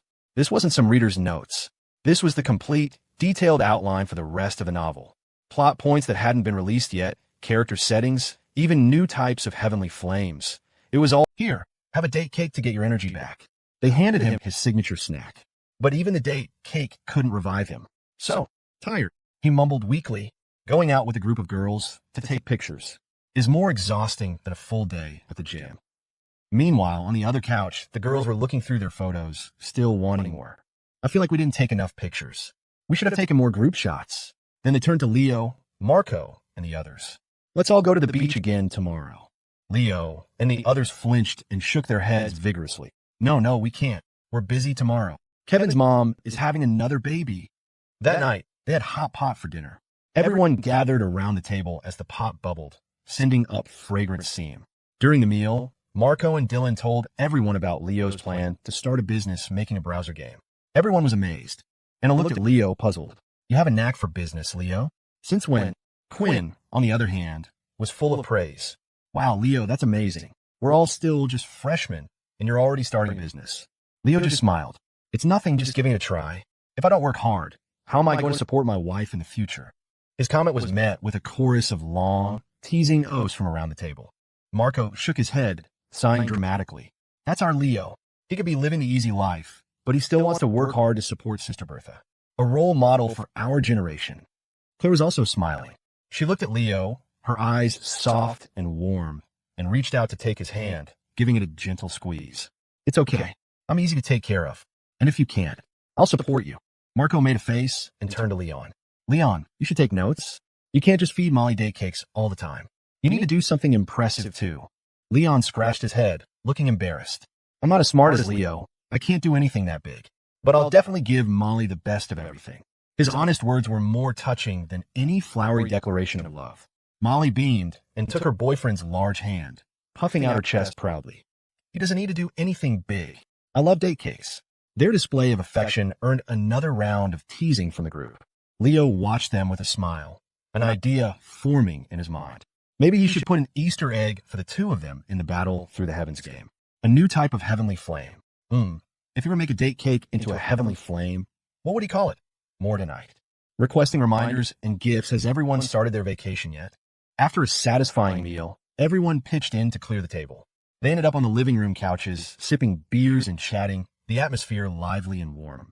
Time slipped by, and as night fell, the friends from both dorms got up to leave. Soon, only the master and mistress of the singles slaughterhouse and Anna were left. The two women hadn't had enough to drink earlier. Now that everyone was gone, Anna called for Leo to bring out some red wine, saying she wanted to have a few more glasses with her sister-in-law. Claire smilingly agreed. For her, this scene was one she had experienced many times in her past life, a memory both warm and nostalgic. But in her previous life, when the two sisters-in-law drank together late at night, there was always a sense of desolation and loneliness. This life was different. On the couch, Claire turned slightly to look towards the kitchen. Her gaze fell on Leo opening the small wine cabinet, selecting a bottle of red wine, and taking 2 glasses from the rack beside it. The boy's figure was gradually maturing into that of a young man, handsome and cool, radiating a reassuring sense of reliability. A warmth flowed through Claire's heart, and a soft smile touched her lips. Things had finally changed. In this life, he was by her side. It was wonderful. When Leo returned with the wine and glasses and handed them to her, Claire took them and said with a smile, "Thank you." Then the girl on the couch straightened up, leaned forward, and, right in front of her sister-in-law, pressed a kiss to his lips. Leo was caught off guard. When he recovered, he felt a little awkward. What was that for? Annie Cakes is still here.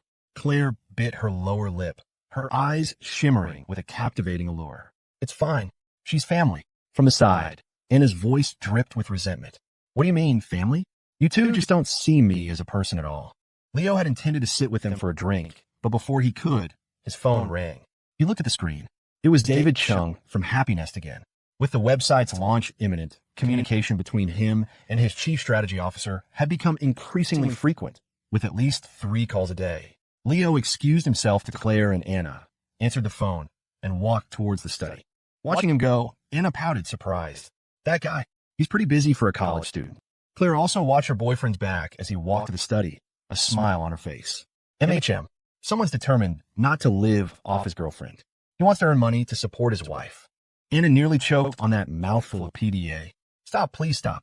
I really can't take any more. But then she looked around at the increasingly cozy and warm decor of the LNS house and sighed. This is so nice. Sensing her friend and sister-in-law's mood, Claire smiled faintly. Then you should hurry up and find a boyfriend too. I'll buy you a house, and we can be neighbors here. A villa, given away just like that. The casual power of a Sterling. If it had been any other topic, Anna would have been overjoyed. But at this particular subject, she just swirled the wine in her glass, staring into the liquid, and gave a wistful smile. I think I'll pass. Like I said before, I've already lost the ability to like someone. Her tone was light, but tinged with a cold, lonely air. From the birdcage hanging on a nearby stand, a certain chubby parrot pursed its beak and let out a loud squawk. My ass, my ass, my ass. Claire looked over surprised.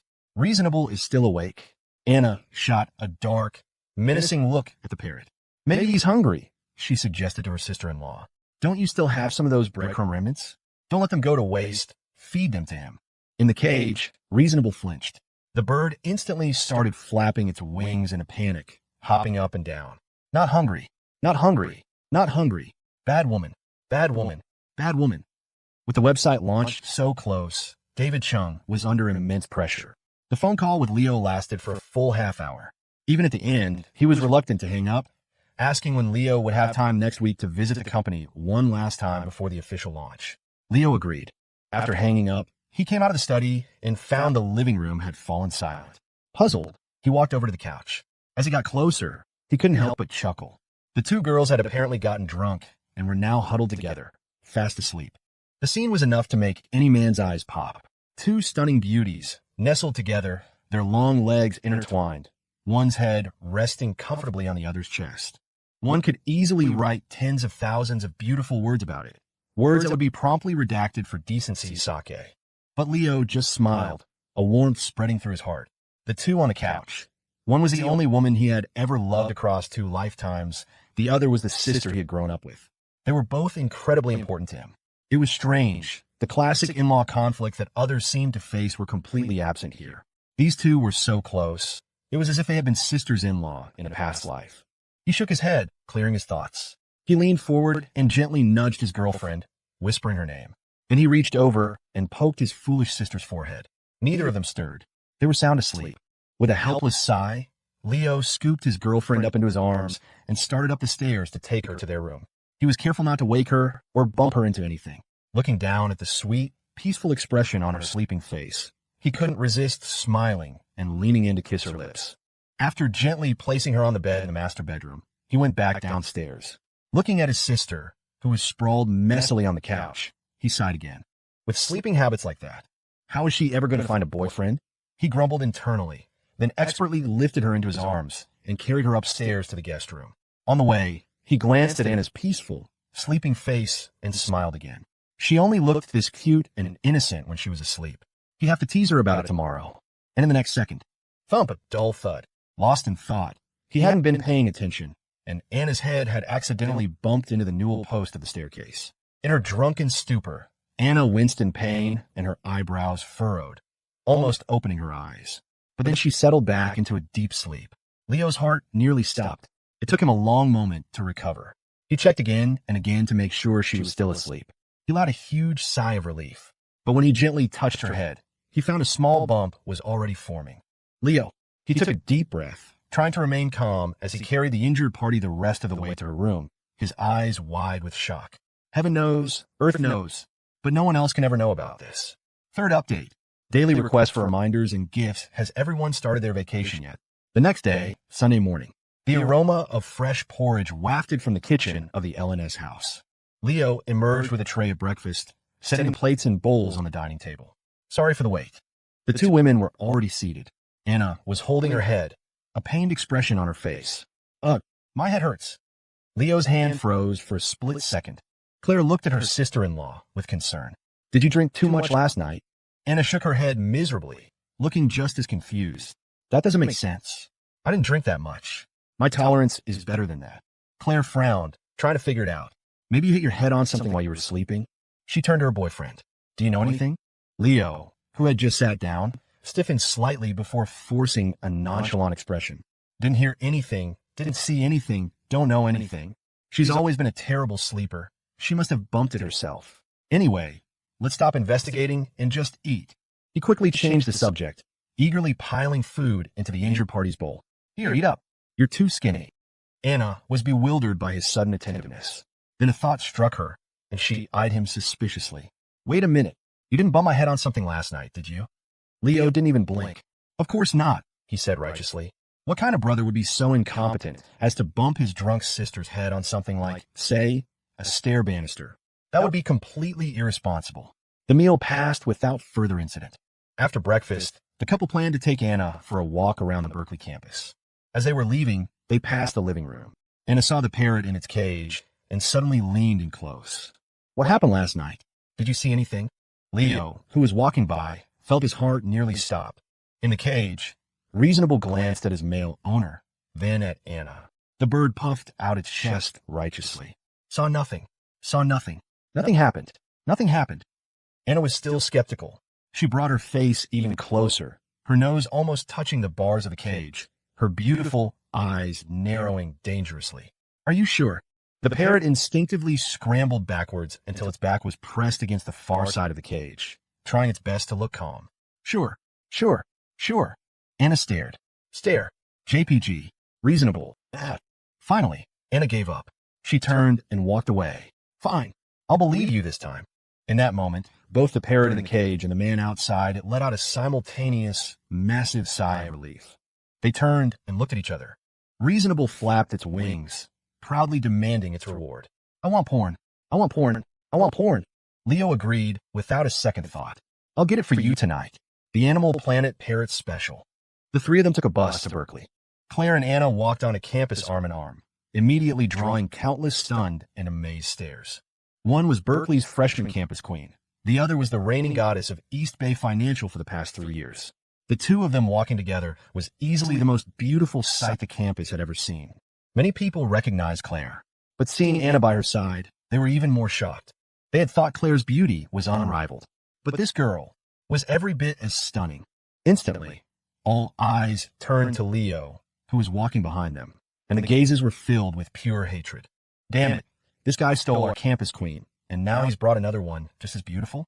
He gets all the luck. But soon, an insider who had been at the debate tournament yesterday spread the news.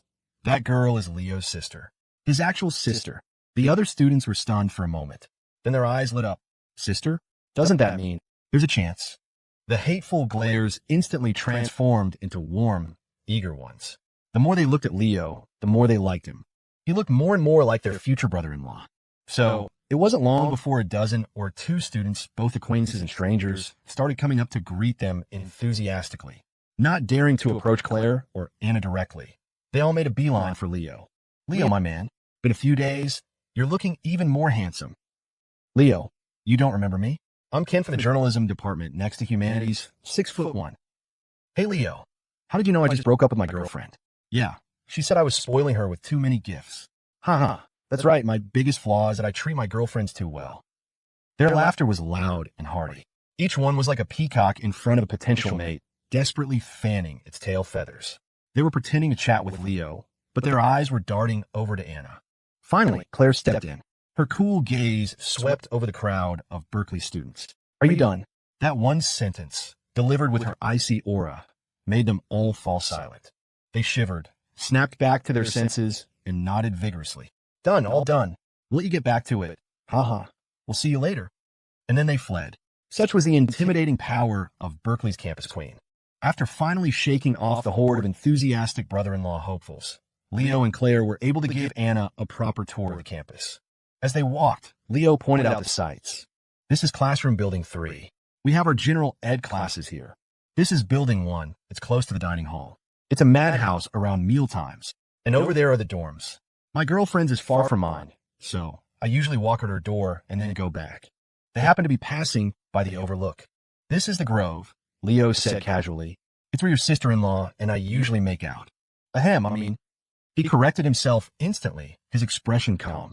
It's where your sister-in-law and I discuss our life goals and academic pursuits. Beside him, Claire nodded with a straight face. Indeed. Anna looked at the couple with disdain. Do you two take me for an idiot? Academic pursuits. You mean exchanging saliva? They spent the morning showing Anna around the Berkeley campus. Around noon, Leo and Claire were about to suggest they all get lunch together, but Anna waved them off. No need. It's getting late, and I have to get back to my own campus. I'll come visit you guys again soon, or you can come visit me at my school. At that, her spirits seemed to lift. Perfect. The Golden State Invitational Finals are next week, and They're being held at East Bay Financial. It's also our school's anniversary celebration, so it'll be really lively. You should bring your roommates and come. I'll give you all a proper tour. Leo and Claire exchanged a look and smiled, agreeing to her proposal. They walked Anna to the school gate and saw her off in a taxi. As the car pulled away, a hand reached out of the back window, waving goodbye to them. See you later. She had arrived like a whirlwind, and she left just as breezily. It was very much in line with her character. After she was gone, Leo and Claire looked at each other. Hungry? Want to get lunch? Claire raised an eyebrow. Sure, I'm in the mood for wontons today. The couple found a small wonton stall on the street outside the school's east gate and sat down to order. 2 steaming bowls of wontons were quickly brought to their table. As they ate, Leo looked up at his girlfriend. He watched her focus on her food, savoring every bite, and couldn't help but smile. He thought about her family background, about the stunningly beautiful woman from his past life who had led Sterling Holdings to dominate the business world, standing under countless spotlights. And it made this simple scene in front of him feel incredibly precious and warm. That exceptional woman was now willing to sit beside him, happily eating wontons from a street stall. But even as he felt this warmth, a certain resolve hardened within him. The girl in front of him might be perfectly happy eating street food with him, but as her boyfriend, it was his duty to give her the best things in the world. So, I need to get stronger and fast. After lunch, they took a bus back to the LNS house. They sat in the back by the window. Feeling a little sleepy, Claire naturally rested her head on Leo's shoulder and closed her eyes. Her hair brushed against his nose, tickling him slightly, carrying a faint, sweet scent. Leo carefully adjusted his posture to make her more comfortable. He felt the warmth of her soft body against him, heard her even breathing, and his heart was filled with a gentle warmth. He looked out the window at the passing scenery and began to think about his plans. Happy Nest was about to launch. David Chung had been calling him repeatedly. He would have to make a trip to their office first thing next Monday morning. As their chief strategy officer, he needed to be present at this crucial time to offer advice and help them iron out any last-minute issues. He also needed to register his own company, and the browser game project needed to move forward. The design outline was mostly complete. He had roped Potato into helping with content supervision, and he could leverage the author's fame for promotion later. He could also start looking for a programming team. The technical requirements for that weren't too high. He could ask David for recommendations. He probably knew some reliable outsourcing teams. But that wasn't too urgent. After all, the art team hadn't even produced the first batch of concept art yet. He would have to personally go and motivate his one and only employee again soon. As his mind raced, the head on his shoulder stirred. He instinctively turned and met Claire's gaze. She had, at some point, looked up and was now watching him, her eyes wide. What are you thinking about? Leo smiled, his tone light and teasing. Another woman. It was a suicidal declaration, a complete abandonment of self-preservation. But his girlfriend didn't get angry. Instead, she smiled and leaned in closer until her nose was almost touching his. Is that so? Is she as pretty as me?